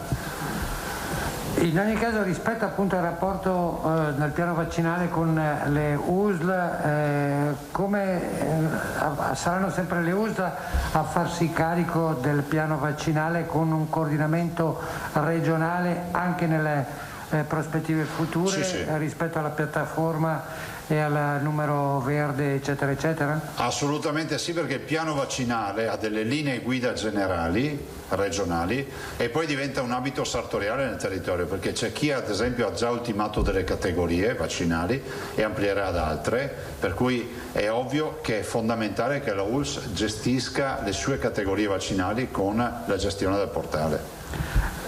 Torno ad una questione che e anche di rapporti con i medici di base e con le farmacie. Torno a una domanda che aveva già fatto il collega Tosato. Incontro con il governo, siamo in zona arancione, si parla appunto di rivedere le fasce, lei l'ha detto. Cosa vuol dire, come la vede come prospettiva perciò del futuro l'organizzazione delle possibili o meno riaperture tra le polemiche che vi sono ancora anche tra le forze politiche? Beh, intanto bisogna avere l'obiettività di vedere la situazione sanitaria e del contagio dell'infezione, quindi i dati sono dati e non si possono negare. Dall'altro penso che il modello di valutazione dei territori fatto dall'Istituto Superiore della Sanità del Comitato Tecnico Scientifico Nazionale debba essere tagliandato e rivisto, perché oggi ci sono degli elementi nuovi, tra i quali non irrilevante l'elemento delle vaccinazioni. Grazie. Prego. Giacomuzzo. Buongiorno. Buongiorno. In tema di varianti, adesso si sente parlare di quella giapponese. Lei ha qualche contatto o ha avuto qualche novità su questa variante? Ma questi sono aveva dei contatti anche in Giappone, ogni tanto se ne parlava. Sì, mi ha dato un'idea, dopo lo chiamerò. Al di là che si chiami variante giapponese, che magari non sia neanche più presente in Giappone, che sia in giro per il mondo, questo non sappiamo dire. Ecco, ricordiamo ai cittadini che queste sono, noi le chiamiamo varianti, comunemente geneticamente potremmo definire mutazioni, o meglio ancora qualcuno le definisce fenotipi, no? Cioè nuovi fenotipi. C'è ovvio che il virus si replica e aggiusta sempre il tiro, no? In queste replicazioni non è che è sempre, per dire, il virus che avevamo a marzo 2020 non esiste più, cioè quella mutazione, quell'espressione del virus non c'è più, è sempre lui, ma non è più biondo, magari è diventato moro e alle lentiggini o prima non ce le aveva, cioè capite, se fosse un individuo è così, cioè cambia sempre il suo aspetto e il suo codice genetico per certi aspetti, no? Ha dei geni nei quali ci sono delle mutazioni. Varianti ce ne sono tante. Oggi noi sappiamo che ubiquitaria in Veneto e in Italia c'è quella inglese che passa l'86% dei casi di positività. Abbiamo segnali di quella brasiliana, l'1,4-2%, e per ora sì, abbiamo sequenziato altre varianti, che magari alcune non hanno neanche nomi, perché magari sono delle sequenziazioni che troviamo. Ad oggi non c'è un warning per la giapponese in questo momento da noi. Guardate, la verità è che ad oggi i vaccini funzionano. Invece sulla diagnostica c'è sempre più specializzazione rispetto a avere sempre più ampio spettro rispetto alle varianti, ma il tema delle varianti è un tema che è nato nel mondo della diagnostica di recente oltretutto. Però attualmente il tampone molecolare leggo che rileva insomma la presenza del virus. Paolo Guidone.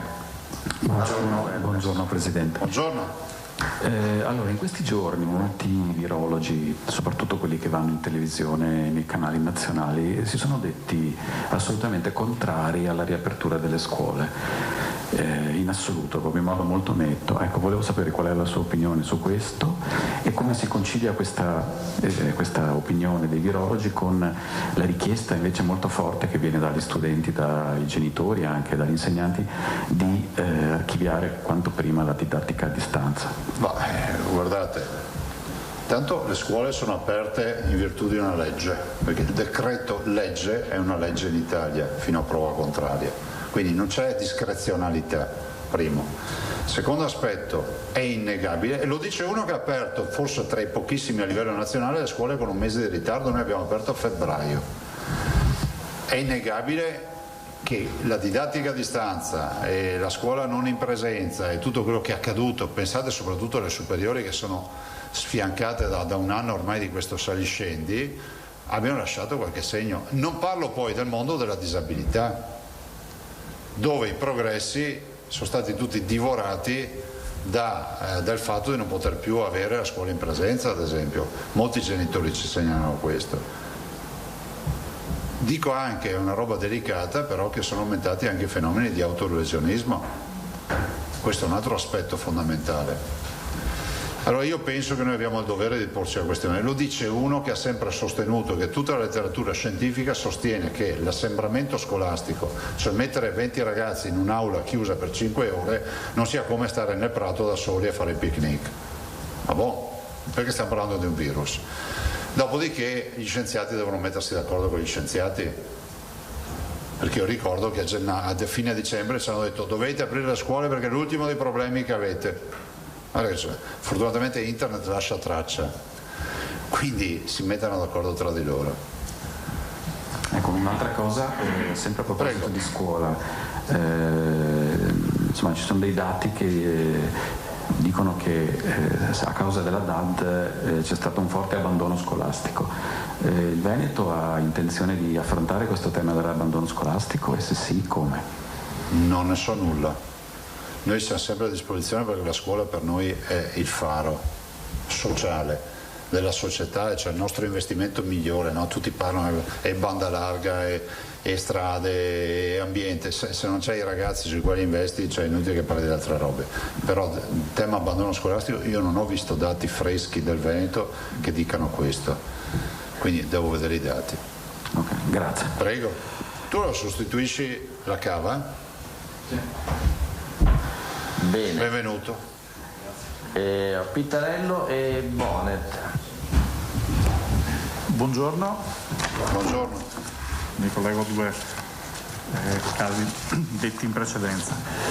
In questo caso appunto del vaccino c'è il caso di un ottantenne che ha fatto la prima dose di vaccino, non ha avuto subito un'indicazione di dove andare, è arrivata per farla poi appunto al 31 marzo, ma il 31 marzo si è presentato, lui aveva fatto Pfizer la prima e nel posto appunto di vaccinazione c'era solo AstraZeneca, quindi è rinviato e diciamo attende sostanzialmente, ha atteso nei 5 giorni successivi, non so appunto se oggi sia arrivata questa diciamo nuova convocazione. Da questo punto di vista diciamo c'è una data massima, un periodo massimo previsto per casi di questo tipo? No. La letteratura, ecco, tranquillizziamo i cittadini, cioè i 21 giorni non è che siamo...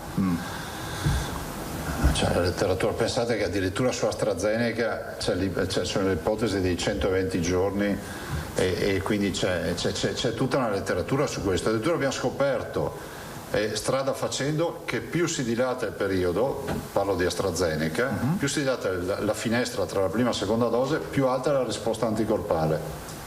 Quindi tanto vero che è stato modificato anche il tempo di attesa, per cui no, ci scusiamo, considerate che Pfizer è venuto a mancare, per cui c'è qualche disservizio, è nato, perché voi capite che è difficile mettere in fila la prima dose, dagli la prenotazione in mano, digli che torni fra 21 giorni in caso Pfizer, dopodiché quel signore torna, tu ragioni sempre di avere un po' di magazzino, perché se ci sono i Pfizer che tornano, cioè non è proprio, come si può dire, qualche pasticcio ci sarà sempre fino all'ultimo vaccinato. Mettiamoci il cuore in pace. L'importante è che siano appunto un po' pochi come questo. È importante che vacciniamo. È importante che vacciniamo. Comunque Presidente, c'era AIFA che aveva annunciato che si esprimeva in questi giorni portando sia Moderna che Pfizer a 42 giorni.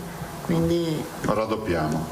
E guardate che non è roba da poco, vuol dire che riusciamo a vaccinare più persone con la prima dose. Vi ricordate quando io proposi di fare la prima dose a tutti, anche lì apriti il cielo?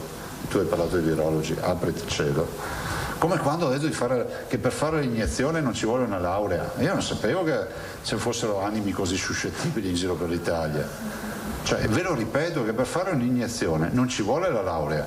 Per controllare chi fa l'iniezione e gli effetti sul paziente ci vuole una laurea, ma per fare l'iniezione ci basta una formazione.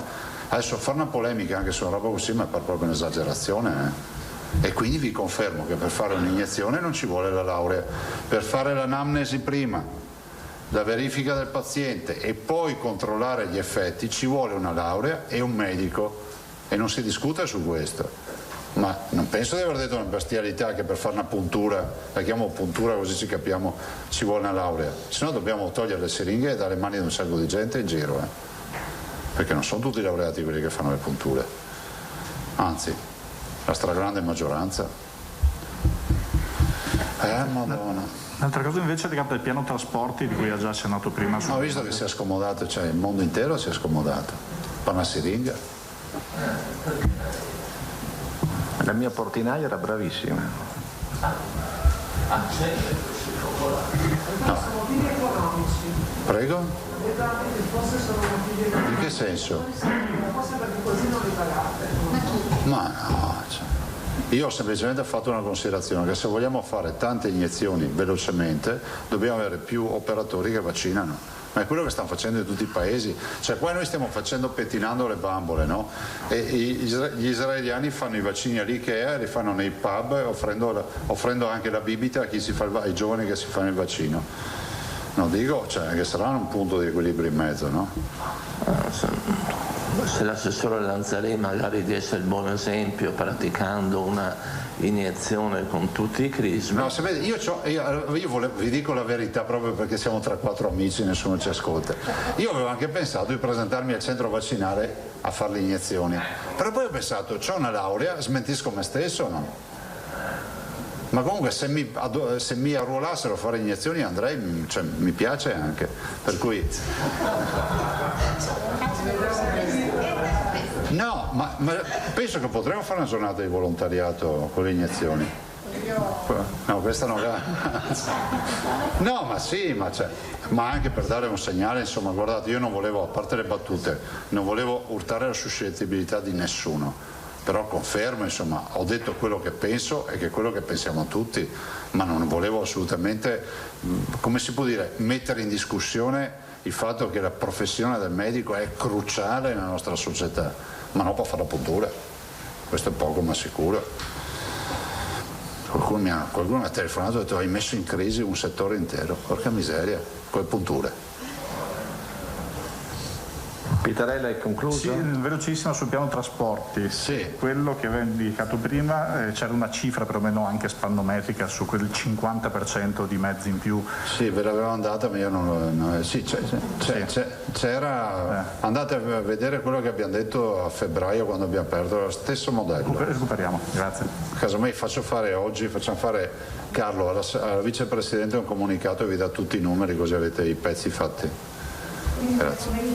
Nel pomeriggio è possibile averlo, Presidente? Sì. Carlo, ti ricordi? E Bonet. Buongiorno Presidente, allora due cose sul tema delle chiusure delle regioni. Allora ho capito che lei non concorda. Buongiorno. Ho detto buongiorno all'inizio? No? Sì, l'ho detto, ti ho risposto, mi ero distratto, ho visto Carlo che disegnava, stavo cercando di capire che quadro sta facendo. Faremmo la mostra con i bambini insieme. No, dicevo scusate.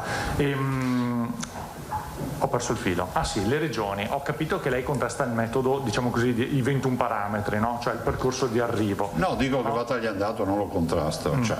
Ma dopodiché invece sul tema dei colori e dello strumento delle chiusure, lei invece che opinione ha? Cioè, prima domanda, ritiene che giallo, arancione, rosso continuino a essere il sistema migliore per identificare i territori? La seconda, le chiusure, diciamo in questo ventaglio da poche chiusure a massima chiusura, continua a essere la soluzione? Oppure, per esempio oggi sul Corriere Fedriga, diciamo così, ha un'idea molto chiara su questo, cioè lui dice per me le chiusure sono superate, bisogna stare aperti, e lui fa l'esempio dei parrucchieri con il plexiglass, però basta con le chiusure. Lei che posizione ha su questi due temi? Beh, io sono sempre convinto che il problema non sono i colori delle zone, no? Il problema è cosa si porta dietro il colore di una zona e come quel che si porta dietro viene attribuito. Allora io penso che oggi il modello deve essere assolutamente velocemente ritirato, da un lato. Dall'altro, rispetto alle chiusure, con la gradualità e il buonsenso che ci vuole, va affrontato ovviamente tutto questo. Ovviamente sempre passando attraverso il comitato tecnico scientifico, ci mancherebbe. Però è pur vero, guardate adesso in questi giorni vedo sta apoteosi, adesso ci mancheranno i virologi che verranno a spiegarci anche questa apoteosi della Gran Bretagna, cioè la Gran Bretagna ha 0 morti, ha fatto 130.000 morti la Gran Bretagna e ha fatto 4 mesi di lockdown, cioè chiusi a chiave in casa. Allora io dico, siccome in queste ore si sta osannando la Gran Bretagna, vi dico, ma scusate, ma vi rendete conto cosa hanno fatto in Gran Bretagna negli ultimi 4 mesi? Quindi io direi che noi abbiamo imboccato la strada per le aperture, dobbiamo mixare, come si può dire, la possibilità di aprire con la gestione del contagio. Diciamolo solo fino in fondo, che noi ricostruendo le storie del contagio molto spesso arriviamo a pranzi fatti in casa, a occasioni, e uno può dire vabbè io me ne strafrego, sì, se sei asintomatico sì, ma se ti devo mettere il tubo in gola allora cambia il discorso. Cioè vorrei ricordare che noi abbiamo pazienti che lottano tra la vita e la morte, lo vedete il bollettino tutti i giorni, e non è sufficiente dire che potevano essere curati a casa, perché purtroppo non è così, che questi non riuscivano ad essere curati a casa. Va bene, poi sempre sul tema dei rapporti tra presidenti, un'ultima domanda. Mi riferiscono, io devo ammettere non l'ho letta, che però ci sarebbe il presidente della Puglia Emiliano che avrebbe detto che il Veneto fa, ti risulta Carlo, scusa, non vedevo che annuivi. No, che avrebbe detto il Veneto fa troppi vaccini e così facendo azzera il magazzino, mette pressione al governo per avere ancora più vaccini, insomma se rispettassero il piano che tutte noi regioni ci siamo dati scadenzandola nel corso delle giornate. Non ho mai sentito questa roba. No, io ho letto solo della DAD a scelta. No, mi hanno parlato di una polemica sul rispetto del calendario vaccinale e sulle regioni che accelerano troppo chiedendo poi vaccini in più rispetto alle altre regioni. No, ma guarda, partiamo dal presupposto che noi abbiamo una fornitura settimanale che invece di spalmare in 7 giorni e dopo avanzartene un po' anche per la settimana successiva come fa qualcuno in giro per l'Italia, li facciamo in 5 giorni. Se è una colpa anche questa, ma a me non risulta che il collega Emiliano abbia detto ste robe. Sì, era per capire se in sede di incontri tra regioni era stato, lasciamo perdere no, ma non era stato posto un problema da parte di regioni che vanno troppo veloci, troppo piano. Non verrà mai posto il problema per un semplice motivo, ho omesso di dire una parte e mi scuso, che se li finisci non te ne danno in più.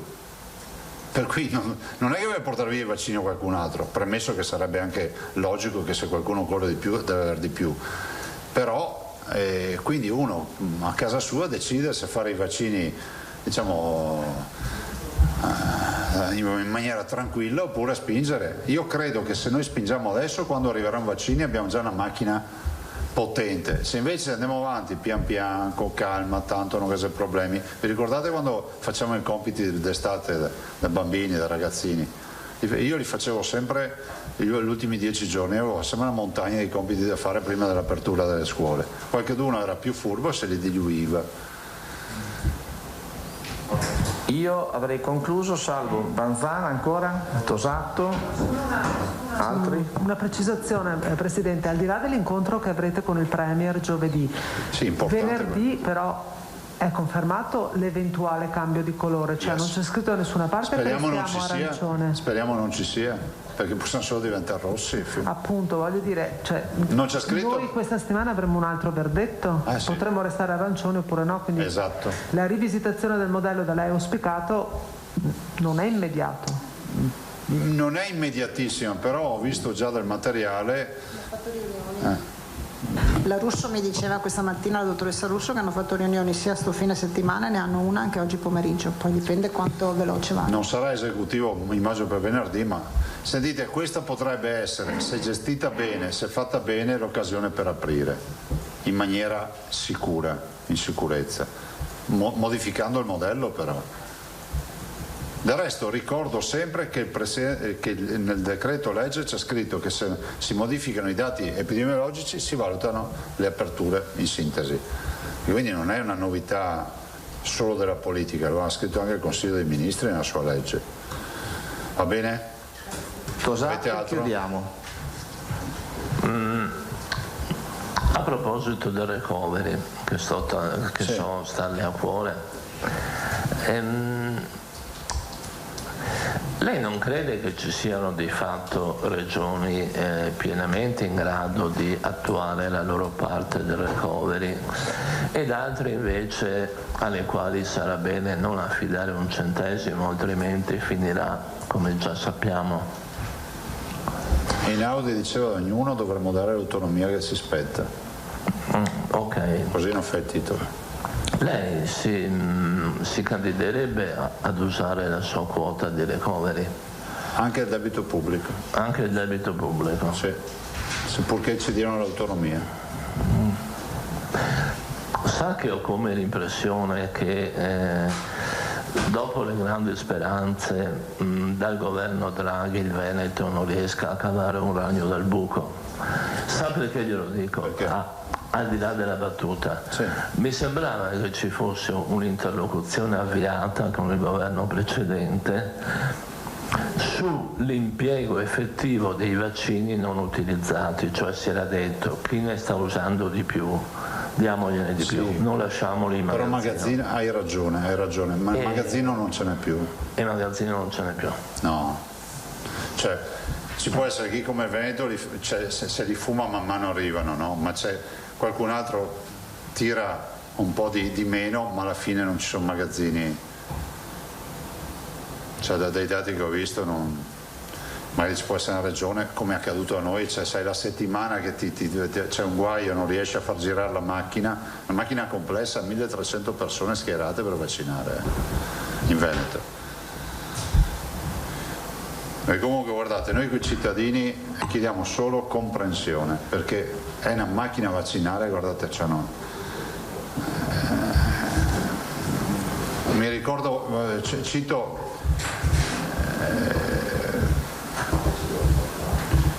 Amos Luzzato, un grande veneto, e lui era chirurgo e mi raccontò un giorno che lui non si occupava di far nascere i bambini, dice però ai miei anni è successo che in reparto mi è arrivato un parto complicato, non c'era nessuno e gli ho detto cosa hai fatto? E Amos mi ha detto ho fatto nascere il bambino con cesareo. Ho detto ma tu facevi cesareo? No, però ero un chirurgo.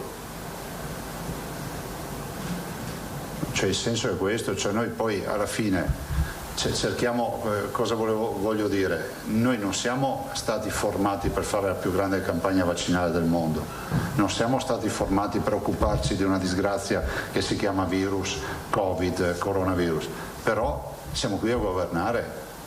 E lui ha detto però io ero un chirurgo, cerchiamo di fare il nostro meglio, quel bimbo è nato e anche per noi sarà una rinascita. Arrivederci, grazie. Grazie a tutti. Dunque è terminata la conferenza stampa del Presidente Zaia, lo avete sentito, ha dato prima il consueto bollettino regionale, sono 507 i positivi in più nelle ultime 24 ore che rapportati a 9.868 tamponi hanno un'incidenza del 5,13%. Per quanto riguarda invece i positivi dall'inizio della pandemia sono 389.942, mentre ad oggi i positivi sono 36.986. Nota dolente sono i ricoveri, sono aumentati, 2.287 le persone ricoverate, quindi con un più 50, mentre sono 1.972 le persone che si trovano in area non critica con più 37, mentre si trovano in terapia intensiva 315 persone più 13, 18.500 invece sono le persone dimesse. Poi il presidente Zaia ha detto siamo in zona arancione, tutti i nostri parametri lo avevamo sentito prima dell'annuncio del governo, erano al di sotto della soglia massima per rischiare di finire in zona rossa, però dice sono meno restrizioni ma più responsabilità individuale per rimanere poi continuare a rimanere in zona arancione. Si è abbassata l'età media dei contagiati, sono 54 anni, anche perché dice giustamente la vaccinazione è andata avanti, abbiamo vaccinato RSA, ultra ottantenni e quindi ovviamente l'età delle persone contagiate si è abbassata. Ha ripetuto di nuovo che la vaccinazione è l'unica luce in fondo a questo tunnel, quindi bisogna continuare a vaccinare. In questa settimana non arriveranno Moderna e AstraZeneca, ma arriveranno probabilmente domani o entro questa settimana comunque 125.000 vaccini di Pfizer. Queste dunque le notizie importanti. Poi ha parlato ovviamente di una riunione domani con i direttori sanitari per parlare delle vaccinazioni, dice con proposte più performanti e poi ha detto che ha ripetuto che da domani riaprono anche le scuole e le superiori con il 50%, poi si vedrà ovviamente con i contagi. Ora non so se la regia, dobbiamo andare in pubblicità? Abbiamo, sì, allora abbiamo un collega che, Cristian Raboy, è andato in centro a Treviso a vedere un po' le attività che sono riaperte. Cristian, buongiorno. Sì, buongiorno Daniela, buongiorno a te e a tutti i telespettatori. Esatto, mi trovo a Treviso, in realtà sono stato anche nei comuni della cintura urbana per così tastare un po' il polso della situazione, l'umore dei commercianti che oggi hanno riaperto dopo settimane di zona rossa. Diciamo che è stata una partenza sottotono per moltissimi, per tante ragioni, anche il maltempo perché soffia un vento freddo che non invoglia di certo a uscire. Poi si tratta di un giorno feriale, è martedì, quindi tanti anche sono al lavoro, quindi diciamo che la platea potenziale di clienti, consumatori è tutto sommato ridotta. Ti dirò, ho trovato un umore complessivamente buono, la maggior parte dei commercianti è felice di riaprire, quindi tanti anche per certi versi emozionati e sperano tutti sia davvero l'ultima volta. L'appello unanime è quello di non richiudere, quindi non fateci richiudere, potrebbe essere sintetizzato così il loro appello alle istituzioni, al governo, quindi questo sostanzialmente in questo primo martedì in arancione. Sono stato in alcuni saloni di parrucchiere, tutte ovviamente hanno sottolineato il fatto che in queste settimane è esploso il fenomeno dell'abusivismo, che di certo non solo è un fenomeno sbagliato dal punto di vista, se vogliamo, legale, fiscale, ma anche poco sicuro proprio nei termini del rispetto della normativa anti-Covid. Tutte le parrucchiere sottolineano come i loro saloni siano assolutamente sicuri. Ho toccato con mano in tutti i casi le distanze di sicurezza, l'utilizzo della mascherina e di tutti i dispositivi, i vari separé tra tra una postazione e l'altra. Cristian, io purtroppo ti devo fermare perché abbiamo un attimo di pubblicità e devo per forza andare in pubblicità. Magari ci ricolleghiamo subito dopo. Assolutamente Daniela, come vuoi. Grazie davvero Cristian, grazie. La pubblicità.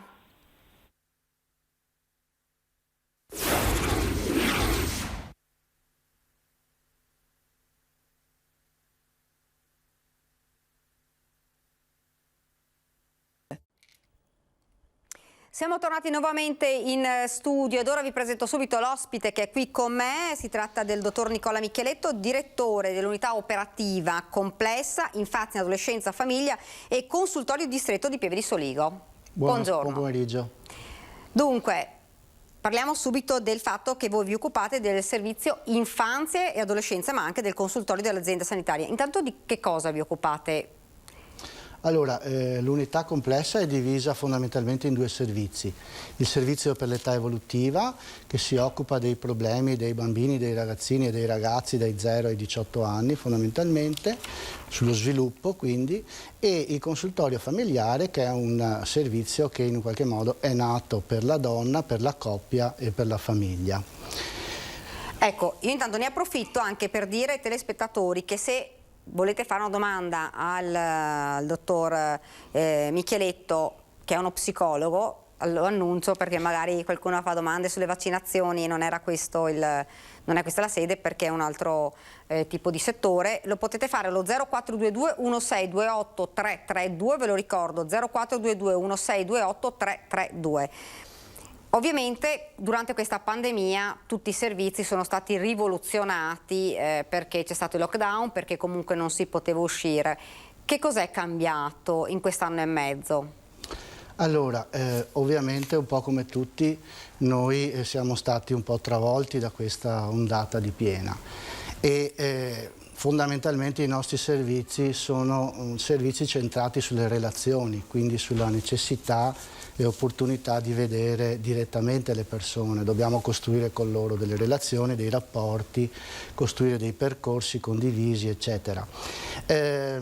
A un certo punto, quando necessariamente attraverso le disposizioni ministeriali, regionali, abbiamo dovuto interrompere vis-à-vis gli incontri, avevamo due strade fondamentalmente: o ritirarci, come dire, piangerci un po' addosso e come dire, contare tra virgolette le difficoltà e basta, oppure cercare di mettere in moto tutto quello che dal nostro punto di vista poteva essere fatto a favore del cittadino, nonostante la necessità, appunto, la difficoltà, diciamo, di incontrarci vis-à-vis. Per cui abbiamo cominciato intanto a studiare, a capire che cosa potevamo fare a favore appunto dei cittadini non in presenza e a mettere in moto appunto delle progettualità. Per esempio sul distretto di Pieve è iniziata, diciamo, tutta una serie di attività online con il progetto Ginecologa Online, dove una nostra ginecologa, perché all'interno dei consultori familiari vi sono diverse figure professionali, tra cui la ginecologa, certo, l'ostetrica, lo psicologo, l'assistente sociale, la ginecologa risponde alle telefonate o via mail o via Meet, perché si incontrano anche attraverso Meet, alle difficoltà della contraccezione che riguardano per esempio le adolescenti. Questo è un tema molto importante all'interno della crescita dei ragazzi, delle ragazze, che in un qualche modo ha a che fare con la sessualità, con l'uso consapevole del corpo, con l'uso della certo, sessualità da un punto di vista anche informato, da un punto di vista sanitario, quindi sulle malattie sessualmente trasmissibili e quant'altro.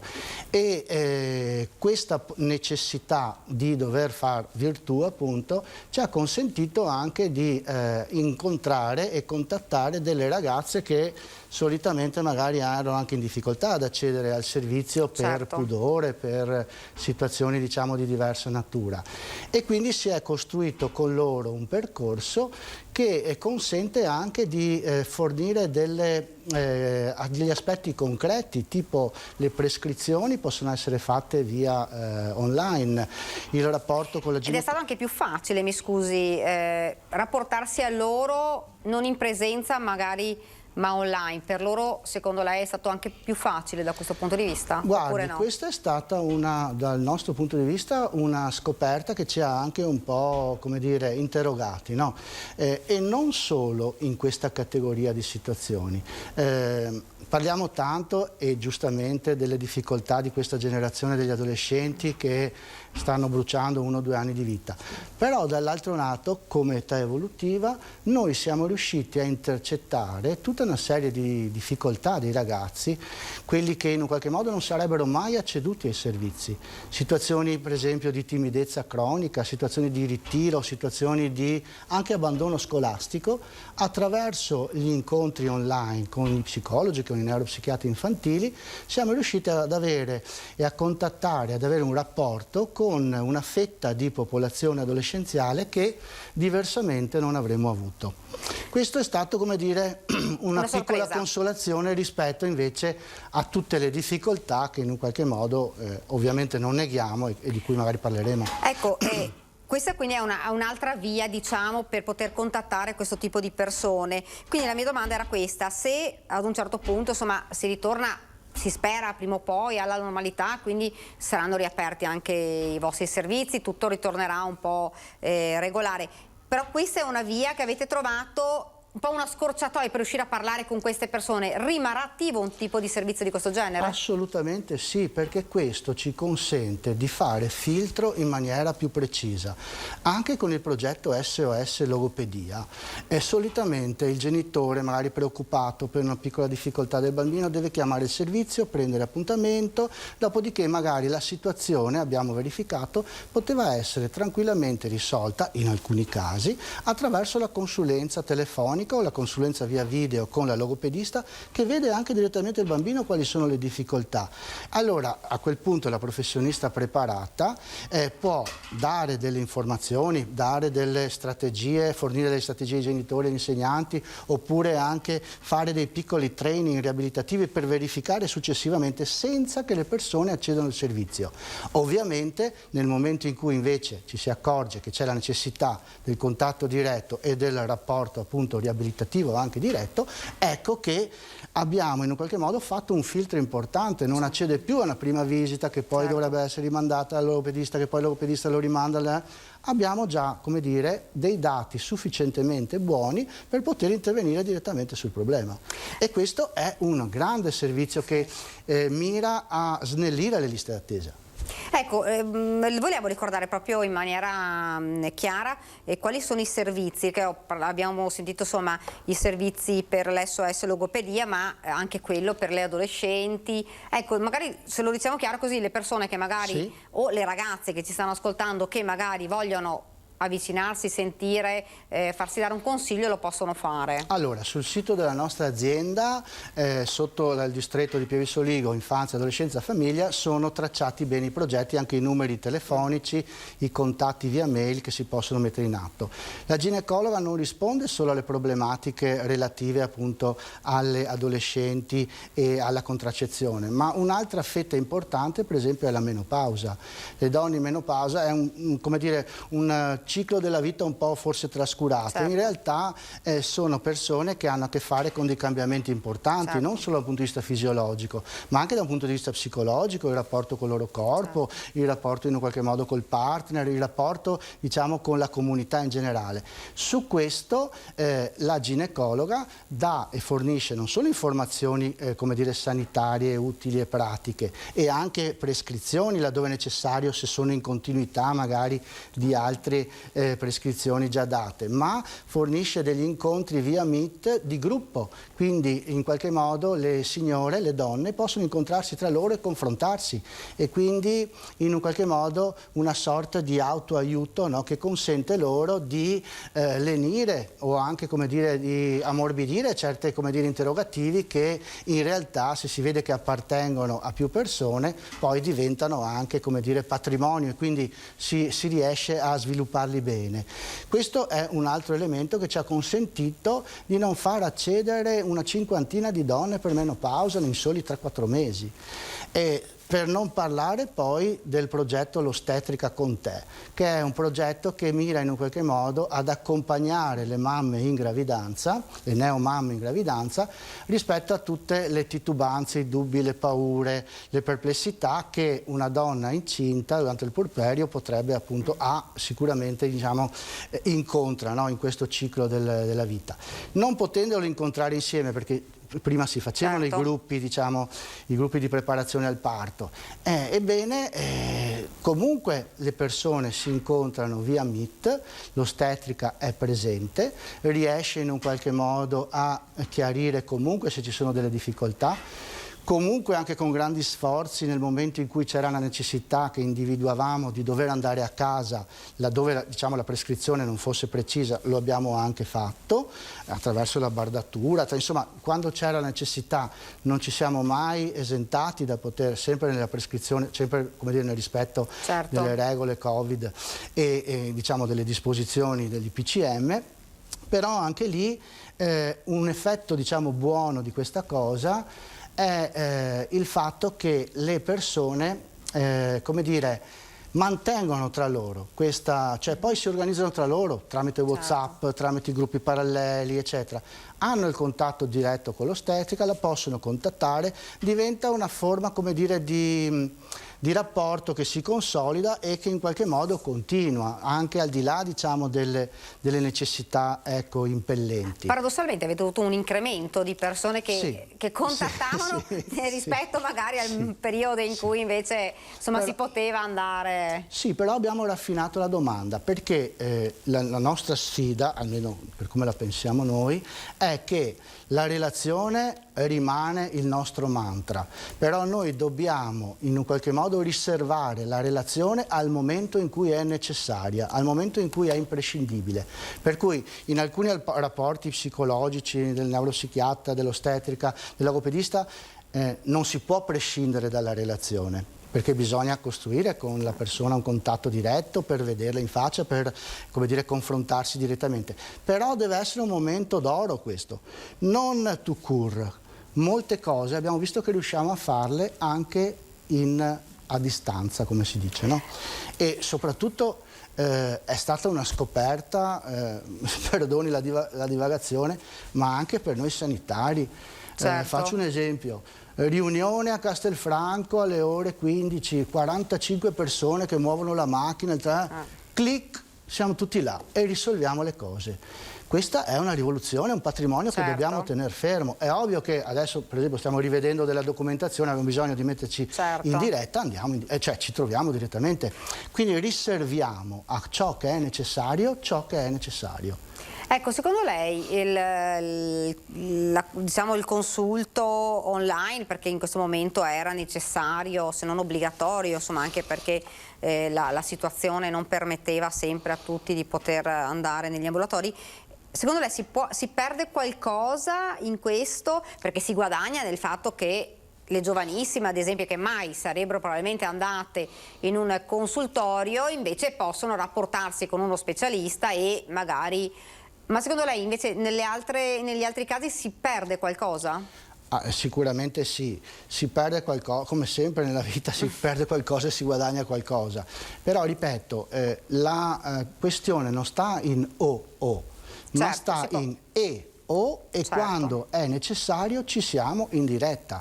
Noi stessi lo chiediamo, quando vediamo delle titubanze o vediamo che la sola consulenza, perché si tratta di consulenze, non si tratta di prescrizione, come dire, non è che il medico fa la prescrizione senza aver visitato ginecologicamente la paziente, stiamo parlando di altri tipi di situazioni.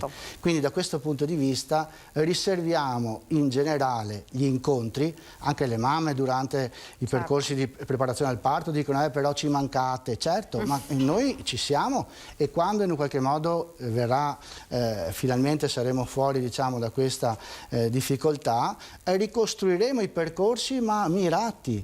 Sappiamo per esempio che per parlare di certe situazioni ci si troverà concretamente. Per magari divulgare informazioni, per risolvere dubbi lo si può fare a distanza, quindi se prima era 12 poi lo faremo in 4. Quegli altri 8 non risparmiamo tempo, perché come lei sa vede che l'online anche grande altra scoperta, però comunque risparmiamo da un punto di vista di far accedere alle persone, cioè certe volte le mamme dovevano sistemare gli altri bambini o presso i nonni o presso, anche solo per avere informazioni concrete. Questo glielo evitiamo, quindi gli andiamo incontro. Fra le domande più frequenti delle giovanissime, quali sono state? Cosa avete diciamo tra virgolette scoperto da questo punto di vista?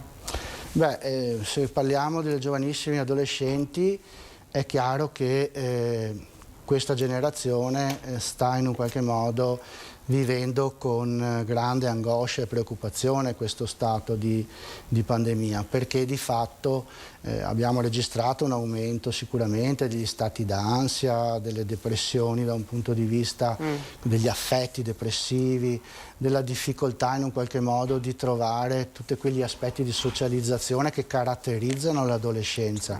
Questo in un qualche modo non lo neghiamo e ci stiamo preparando all'ondata di piena, nel senso che nel momento in cui tutto ritornerà un po' come prima, la problematica rimane, nel senso che dovremo mettere in moto tutta una serie di energie e di task force per ricevere questi ragazzi e aiutarli a un po', non dico a recuperare ciò che hanno perso, perché ciò che è perso è che è perso.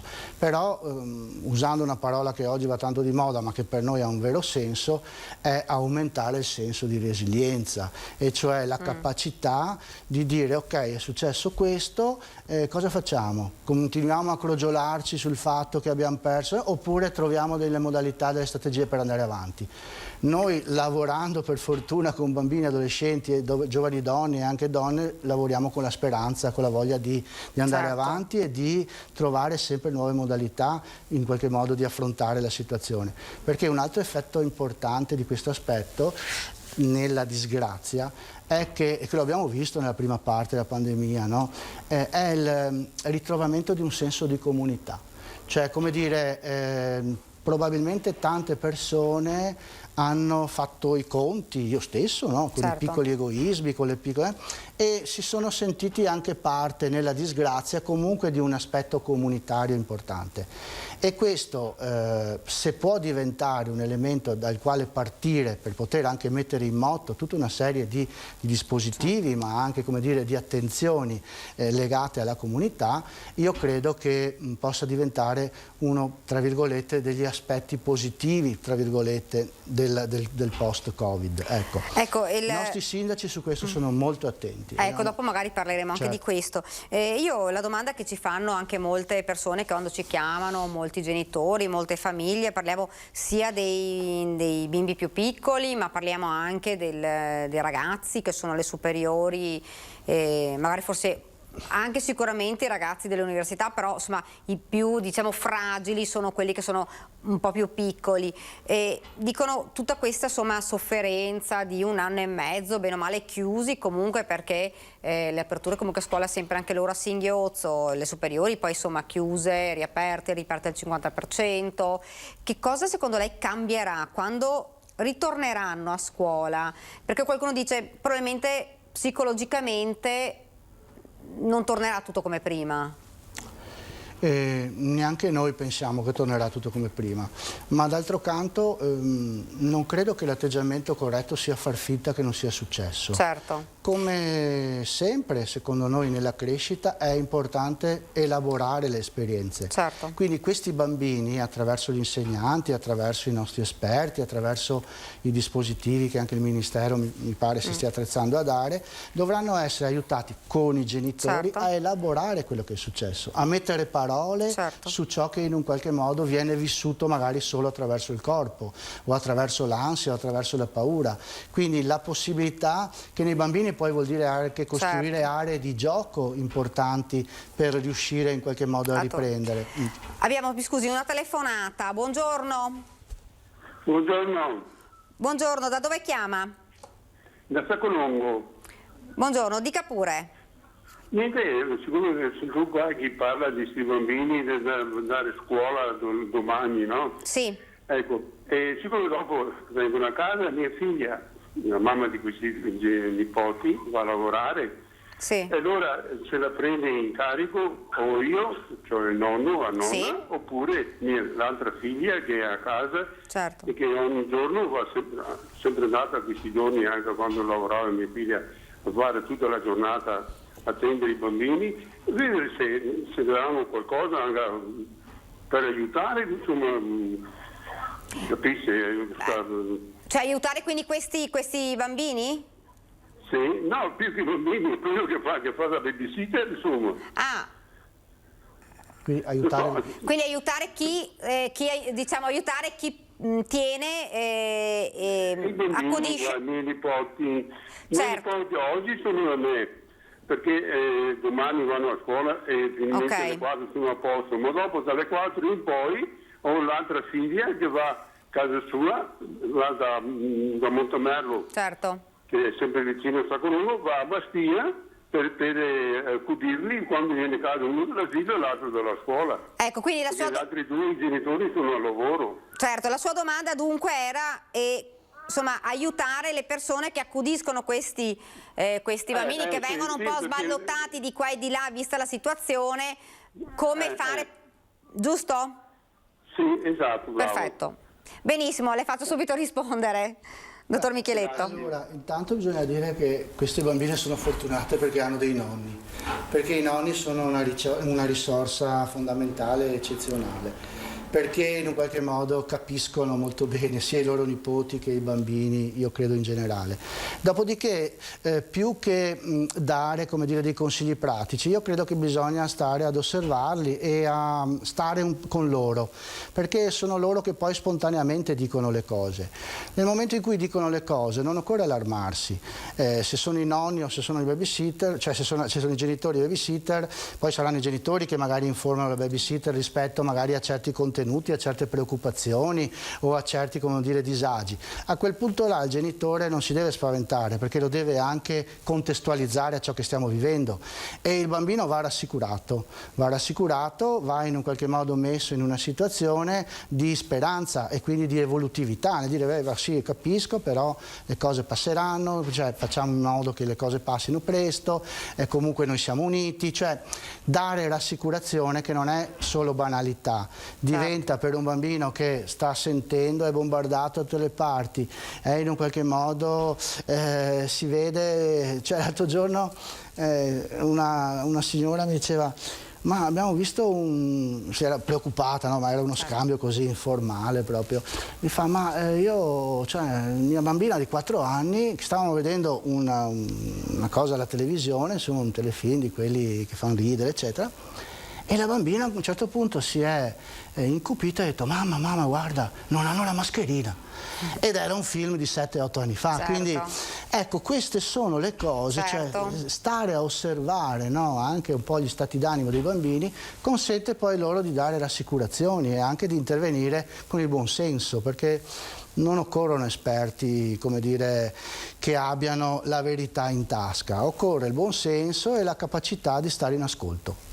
Ecco appunto il fatto anche, dottor Micheletto, che questi bimbi o comunque questi adolescenti vengono comunque magari poi un po' sballottati, tra virgolette, tra i nonni, come diceva il nostro telespettatore, e poi la zia, perché non c'è la possibilità di avere un posto unico, e questo potrebbe creare un ulteriore problema, secondo lei, visto poi invece la situazione che abbiamo avuto fino ad ora, oppure tutto sommato comunque... Certo che rispetto ovviamente a, come dire, a una situazione tradizionale, classica, di continuità, sappiamo benissimo che i bambini, anche gli adulti, hanno bisogno in un qualche modo di certezze, di ripetitività, di situazioni che ritrovano giorno dopo giorno, eccetera. Però, come dicevo prima, dobbiamo lavorare sulle loro capacità di resilienza, sul fortificarli da questo punto di vista ad affrontare una cosa che, come dire, li vedrà protagonisti nella maniera, come dire, di subire sta cosa, ma anche, come dire, li rinforzerà nel momento in cui potranno fare di necessità virtù di questa cosa. Quindi anche gli scambi, come dire, i passaggi di casa o i passaggi di persone, eccetera, consentirà loro da un lato sicuramente di vivere il disagio e di non vivere la continuità con i genitori, di perdersi delle cose, però, come dire, vivono altre esperienze, vivono altre relazioni, poi ne parlano con i genitori, è un terreno di confronto con loro, ritrovano, no? Anche il ritrovare, a volte una delle cose che forse così si rifletterà, molte volte noi siamo abituati a dare per certe le cose, no? Come se per scontate. e questo ci aiuta ad andare avanti. Certo. Adesso cominciamo a capire che forse no, la mancanza di relazioni, di affettività, di non abbracci. è una cosa scontata, assolutamente. No. Ci fermiamo, c'è il meteo, poi la pubblicità, poi torniamo di nuovo in studio.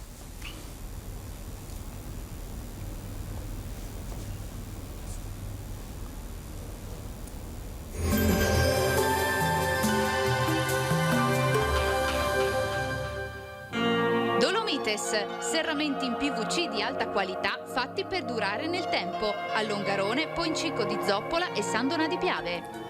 Bentrovati al meteo. Nuova offensiva invernale. Martedì 6 aprile infatti la tendenza meteorologica sarà per un tempo spiccatamente instabile e un brusco calo delle temperature. Vediamo la situazione nel dettaglio. Sul Veneto giornata alquanto variabile, possibili precipitazioni sparse anche a carattere di rovescio nelle prime ore della giornata. Dal pomeriggio fenomeni in esaurimento con spazi di sereno più ampi verso sera. Temperature come detto in ulteriore calo, minime tra 1 e 6 gradi, valori massimi invece compresi tra gli 8 e i 12 gradi all'incirca. Ci spostiamo ora sul Friuli Venezia Giulia, anche qui avremo inizialmente piogge diffuse, col passare delle ore sarà più asciutto e anche soleggiato. Temperature minime tra 3 e 4 gradi, massime fino a 7-10 gradi. Infine ci spostiamo sul Trentino Alto Adige, qui le piogge cesseranno già durante la prima mattina, quando la giornata poi risulterà via via più soleggiata. Temperature minime intorno ai 4 gradi, massime fino ai 10 gradi all'incirca. Dal meteo per ora è tutto, vi auguro come sempre un buon proseguimento in compagnia di Antenna 3.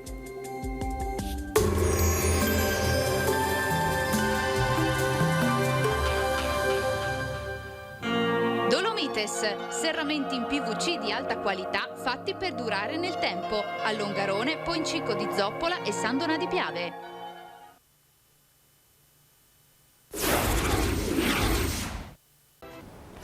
Siamo tornati in diretta sempre qua in studio con il dottor Nicola Micheletto. Stiamo parlando di un argomento che fra l'altro è uno degli argomenti che più ci hanno chiesto anche i telespettatori, che è quello dell'aspetto anche psicologico degli adolescenti, dei bambini, non solo, ma poi tutti i servizi, ce ne ha parlato il dottore, attivati proprio durante questo anno e mezzo di pandemia per aiutare, per sostenere le donne incinte, per sostenere magari anche le ragazzine che avevano qualche dubbio, qualche problema, magari da poter parlare con un professionista come una ginecologa. Tutto questo attivato proprio in quest'anno e mezzo di chiusure. Molti telespettatori ci dicono: ma non so, il figlio durante questo anno di pandemia è più cupo, parliamo anche di bimbi magari più piccoli, oppure ragazze che si sono tutto sommato isolate, e dicono: ma si tornerà veramente, riusciranno a rapportarsi agli altri come facevano prima, o hanno bisogno magari di essere aiutati, sostenuti da qualcuno? Sì, come dicevo prima, è indubbio che questa situazione in un qualche modo da un lato ha bloccato e impedito uno sviluppo, diciamo, naturale, evolutivo dei ragazzini, delle ragazze, insomma, verso una età adulta, diciamo, più consapevole, anche più gioiosa, perché chiaramente, insomma, dall'altro lato abbiamo una fetta di persone sul quale questo impedimento può aver inciso molto di più, e quindi da questo punto di vista come sintomi abbiamo registrato un aumento, appunto, come dicevo prima, delle sensazioni di isolamento, degli isolamenti concreti, di irritabilità, ma è vero che anche noi stessi siamo più irritabili, cioè ci viene data meno la possibilità di fare molte cose. È chiaro che questo aspetto qua incide, così come in un qualche modo incide severamente su il senso di speranza e di fiducia del futuro, come sarà il prosieguo. Aspetti che di solito in adolescenza uno si chiede meno, perché è più portato a vivere la vita, è più portato a vivere le esperienze, a consumarle, anche in maniera, come dire, a volte troppo accelerata, a volte, come dire, più meditata, però di fatto è il tempo di altri pensieri, quello dell'adolescenza, per cui di fatto sicuramente stiamo registrando tutta questa situazione. Qual è il campanello d'allarme per cui un genitore magari si deve fermare e dire forse è bene che mi faccio aiutare? Allora, i momenti di ritiro importanti sono legati, diciamo, proprio all'abbandono scolastico, a cadute, come dire, vertiginosi delle performance scolastiche, a un disinteresse proprio generalizzato, laddove prima magari si riusciva anche un po' a attivare, a stuzzicare, invece si vede, come dire, un'apatia, situazioni anche pesanti in cui l'adolescente non si cambia più, non si vuole più vestire, non si lava più, insomma situazioni che in un qualche modo cominciano magari anche a affiorare dei discorsi, come dire, pessimistici delle situazioni. Ecco, questi sono indicatori che o il genitore attraverso l'adolescente se riesce a convincerlo, o il genitore direttamente può in un qualche modo chiedere ai nostri servizi, perché ci sono delle possibilità, come dire, di intercettarli e di magari cominciare a parlare con loro su questa cosa che stanno vivendo. Ecco, noi abbiamo anche visto che c'è un po' un tentare magari di andare contro le regole. Sicuramente queste chiusure hanno contribuito poi un po' tutti alla voglia di uscire, di trasgredire. Insomma, adesso abbiamo visto, insomma, i carabinieri che avevano, insomma, scoperto un gruppetto di minorenni in una festa di Pasquetta. Probabilmente ci sarebbe stata, diciamo, non lo sappiamo, ma anche se non ci fosse stato quest'anno di pandemia, certo che ha contribuito al fatto della voglia ad un certo punto di potersi trovare anche con altri. Questo è un sintomo, cioè, normale purtroppo, anche se... Sì, l'adolescenza che cos'è se non anche, come dire, l'età della sfida e in qualche modo... Quindi questo a prescindere dalla pandemia? Sì, la difficoltà ad accettare i limiti, ad accettare in qualche modo anche le restrizioni. Però lo status di adolescente non ti dà un passaporto per, come dire, essere al di fuori di tutto quello che in un qualche modo, con grande fatica, tutti i nostri governanti e anche tutto, diciamo, il mondo sociale sta cercando di mettere in atto dei dispositivi affinché ci contagiamo meno, quindi loro appartengono alla comunità, ovviamente dall'interno del loro status psicologico, emotivo e anagrafico, ma non si può prescindere da questo. È chiaro che se da un certo punto di vista l'impulso è più forte, la necessità è più forte, il desiderio è più forte, dall'altro lato deve essere altrettanto forte la risposta di comprensione, ma anche, come dire, di far capire a queste persone che non stiamo bloccando il desiderio perché siamo cattivi, perché non vogliamo, stiamo semplicemente cercando di rimanere vivi tutti quanti per poterci poi godere dopo, e quindi saper anche posticipare questo momento necessario, dovuto e ovviamente legittimo. Però certo, di fatto ci dobbiamo confrontare con questo aspetto, quindi da un lato la comprensione, però dall'altro lato anche la responsabilizzazione. Che cosa rimarrà secondo lei di quest'anno e mezzo ormai di pandemia? Credo che rimarrà in molti una grande amarezza, un grande senso del tempo perduto, ecco, soprattutto in certe fasce di popolazione e anche, diciamo, di percorsi genitoriali. Quindi da questo punto di vista avere in mente un'idea di speranza significa anche far tesoro e patrimonio di questi aspetti qua, in maniera tale che veramente si possa vedere il futuro e anche ciò che ci aspetta partendo da una considerazione che avremmo potuto restare, come dire, vita natural durante nello stato precedente. No, invece, come dire, ce l'abbiamo fatta, ci siamo dati tutti da fare, tutti hanno fatto il meglio possibile, e quindi da questo punto di vista credo che anche come dire, si può apprezzare, no? Quello che la disgrazia dalla quale usciamo. Qualcuno dice però rimarrà comunque una sorta di paura poi nel avvicinarsi ad un altro, nonostante le vaccinazioni, nonostante insomma queste cose qua, proprio il rapportarsi con l'altro non sarà più come prima, l'abitudine di abbracciarsi, di baciarsi, nonostante le vaccinazioni poi rimarrà per qualcuno questo? Guardi, questa è una mia idea personale, tendenzialmente l'essere umano tende a dimenticare molto presto ciò che in un qualche modo non gli aggrada. Altra cosa sarebbe invece, come dire, fare patrimonio di questo aspetto e capire l'importanza di quelle cose di prima, gli abbracci, la vicinanza, l'affettività, tutti questi aspetti. E credo che in qualcuno sarà una modalità, diciamo, per rivedere certi modi di stare insieme, forse anche in una maniera più consapevole, più mirata, più definita, ecco. Ripeto, io sono e voglio essere ottimista, ma lo sono a ragion veduta, perché vediamo che anche le persone che versano in certe situazioni, poi quando riusciamo in qualche modo a parlarci e ad avere un rapporto con loro anche, come dire, mediato e anche di presenza, insomma la speranza comincia a camminare. Siamo arrivati alla pubblicità di nuovo, ci fermiamo per qualche istante, poi invece vorrei parlare con lei proprio di nuovo, un po' riassumere i progetti, perché sono importanti, perché le persone sanno dove possono rivolgersi e con chi. Quindi ci fermiamo alla pubblicità.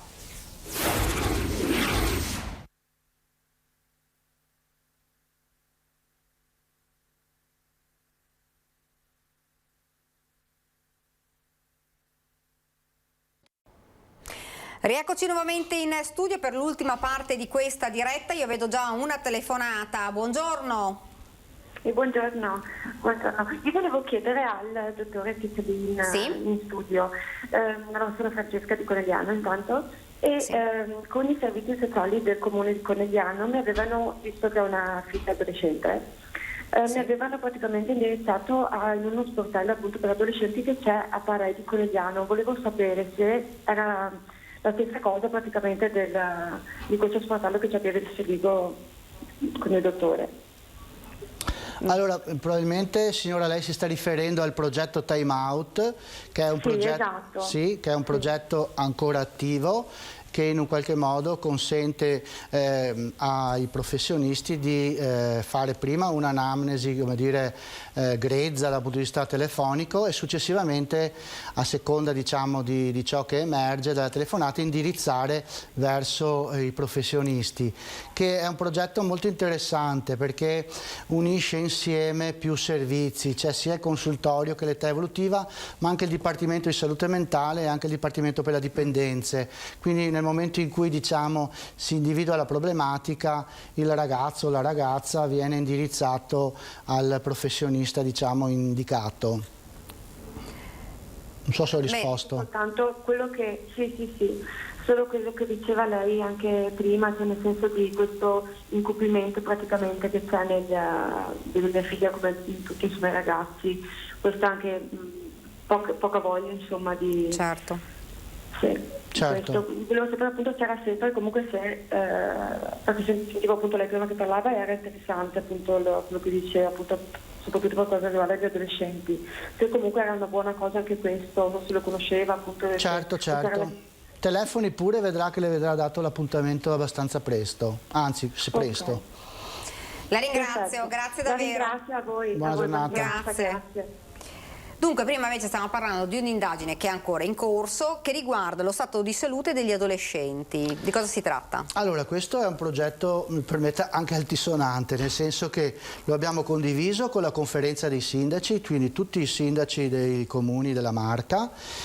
Partirà nel distretto di Pieve, abbiamo avuto dei rapporti interlocutori con i dirigenti scolastici degli istituti superiori, quindi parliamo di 14-19. Come fascia di età, con i rappresentanti dei genitori abbiamo fatto appunto degli incontri e abbiamo fatto degli incontri anche con i rappresentanti dei ragazzi, perché abbiamo predisposto una sorta di questionario però mutuato e tarato proprio, diciamo, sull'emergenza Covid, perché tanti parlano di adolescenti. è vero che, come dire, l'osservatore ingenuo molte volte ci azzecca, ma tante volte, insomma, alcune situazioni possono anche essere fuorvianti. Quindi ci siamo detti, oltre a ciò che vediamo concretamente nei nostri servizi, cerchiamo di recuperare dei dati un po' più scientifici. Quindi questo questionario è stato divulgato a tutte le scuole e istituti superiori, per ora, ripeto, del distretto di Pieve Soligo, genitori e insegnanti. Abbiamo già raccolto oltre 1000 e passa questionari da parte dei ragazzi e 600 da parte dei genitori, perché abbiamo voluto vedere anche, fare una sorta di comparazione. Questo è ciò che i ragazzi ci dicono, questo è ciò che i genitori vedono e vivono, mettiamoli insieme. Dopodiché, da tutto ciò che in un qualche modo tireremo fuori, andremo a discuterlo assieme ai ragazzi e ai genitori e ovviamente ai dirigenti scolastici e agli insegnanti. Speriamo di poterlo portare in un qualche modo alla comunità della Marca, in maniera tale che venga esteso e avere una grande massa dati sullo stato di salute della condizione giovanile. L'obiettivo esatto, proprio quello di capire come stanno i ragazzi. Perché dobbiamo fare politiche sanitarie mirate sui dati, su ciò che veramente emerge, e far presto anche. Quindi preso da tutti i fronti, nel senso genitori, insegnanti e i ragazzi direttamente e anche servizi che vedono delle cose. A quel punto saremo molto più pronti e molto più precisi anche a mettere in moto dei dispositivi, perché magari possiamo anche prendere dei granchi a volte, no? Ci pensiamo che arriveranno 30.000 depressioni, in realtà c'è bisogno invece di risocializzazione su un certo versante. Ecco che allora c'è da attivare i comuni, c'è da attivare il privato sociale, ci sono da attivare le parrocchie, la comunità, per fare in modo di fare rete e offrire tutta una serie di servizi che non possono essere solo sanitari. Cioè la soluzione non sono gli psicologi, gli psichiatri, i neuropsichiatri infantili, è la comunità che si attiva attorno a una problematica e si attiva attorno anche a delle opportunità rispetto alla condizione giovanile. Per cui dobbiamo mettere in moto tutto questo. La nostra grande sfida sarebbe avere un osservatorio, un osservatorio provinciale della Marca. L'abbiamo chiesto, in qualche modo sicuramente il nostro direttore è sensibile e l'abbiamo messo anche in delibera, quindi da questo punto di vista la strada per noi è segnata. Certo che dobbiamo, come dire, lavorare, come dici. Ecco, lei prima diceva, abbiamo anche avuto un sostegno da parte anche dei sindaci dei comuni. La nostra direzione strategica e i sindaci del territorio sono straordinari in questo, perché hanno una sensibilità che deriva proprio dal fatto che sono sul territorio, che vivono concretamente le esigenze e le difficoltà della gente. Per cui tocca a noi tecnici e, come dire, gestionali mettere in moto tutta una serie di situazioni per aiutare loro a implementare le politiche sanitarie sulla condizione giovanile. Ecco, ovviamente indagine che è in corso, ci ha detto appunto che molti questionari sono arrivati. Avete un sentore di più o meno di quale può essere il disagio, diciamo, possiamo chiamarlo così, maggiore che state riscontrando fra i giovani? Sì, senza voler in qualche modo anticipare, perché poi i dati... ovviamente, perché i dati poi devono essere, ovviamente lo diciamo, noi faremo abbiamo già in essere un rapporto di collaborazione con l'Università di Padova, perché un conto è la lettura descrittiva dei dati, un conto sarà anche la lettura, come dire, un po' più scientifica, messi a confronto con certi altri parametri. Sì, certo, gli aspetti che riguardano le preoccupazioni genitoriali in rapporto alle preoccupazioni dei figli a volte sono dissonanti, però, come dire, ci sono, e quindi da questo punto di vista sono preoccupazioni legittime che vanno affrontate nel post-Covid. Vedremo, come dire, i sintomi, ecco, stiamo aspettando dati più precisi sui sintomi concreti, che anche lì possiamo fare delle valutazioni un po' più mirate. Ecco, cosa manifesta maggiormente l'adolescente rispetto al genitore? Insomma, il genitore lo sappiamo magari è più apprensivo, però l'adolescente che cos'è? L'apatia, l'irrequietezza, il senso di sfida, non mi interessa niente, non vale la pena, no? Tutte quelle sensazioni un po' che in un qualche modo vivono giornalmente, perché gli è impedito tutta una serie di rapporti umani e affettivi che sono cruciali in questa fase dello sviluppo. E lo ricordiamo purtroppo per un periodo anche lungo, insomma. Certo, sì. Ecco, al termine poi di questa indagine metterete in atto tutta una serie di strumenti farete rete, strumenti importanti per sostenere. Sì. Adesso voi avete fatto il distretto di Pieve, ma però si spera sarà sulla Marca, sì. Ecco, di allargarlo poi anche a tutta la Marca. Sì, sì, la Presidente della Conferenza dei Sindaci su questo è molto molto attenta. Ecco, quindi farete rete. Quali progetti si possono, ad esempio, mettere in campo? Allora, in breve? dipende appunto da cosa viene fuori. Certo. Però non saranno, dal mio punto di vista, dal nostro punto di vista, dopo studieremo meglio, non saranno solo dispositivi di tipo sanitario puro, ma ci dovranno essere magari luoghi di incontro qualificati, di risocializzazione, anche di rigioco, di incontri musicali diretti, cioè va rimessa in moto tutta una operatività a favore degli adolescenti, però con uno sguardo attento a ciò che è successo prima, quindi anche qualificato. Quindi interverranno dei nostri educatori laddove c'è necessità, dei nostri psicologi, ma non magari nel rapporto diretto, ma che in qualche modo guardano cosa succede all'interno di questi momenti, no? Questo è all'interno anche delle scuole? Noi ci auguriamo di sì. Noi ci auguriamo di sì, perché lì in qualche modo la gran parte delle relazioni e degli affetti si giocano e si veicolano all'interno degli istituti scolastici. Quindi sia all'esterno sia all'interno ovviamente del... È per questo che abbiamo bisogno di fare rete, perché non è che l'azienda sanitaria si può occupare di tutto questo. Ha un mandato sanitario l'azienda, però ha anche un mandato di prevenzione, ha un mandato in un qualche modo di sguardo attento verso la condizione giovanile. Su questo noi ci siamo. Ecco, sicuramente siamo quasi alla fine, sicuramente questo è stato un anno difficile sotto tutti i punti di vista, in primis ovviamente lo ricordiamo quello sanitario, ovviamente quello economico, però non va sottovalutato assolutamente proprio quello dei ragazzi che sono stati costretti ad essere chiusi in casa. E dei genitori.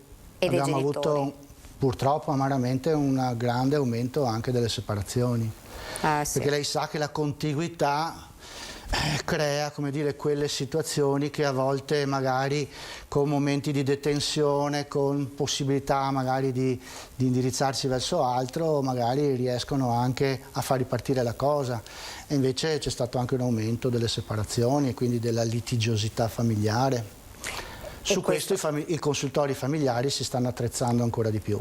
Ecco, noi abbiamo fatto anche proprio di recente una puntata proprio su questo, sull'aumento proprio delle separazioni e delle violenze all'interno delle mura domestiche e che sono aumentate proprio durante il periodo soprattutto del lockdown e tante associazioni, vogliamo ricordarlo perché oltre ovviamente all'ASL 2 tante associazioni sono disponibili per ascoltare, sentire, cercare di aiutare, sostenere.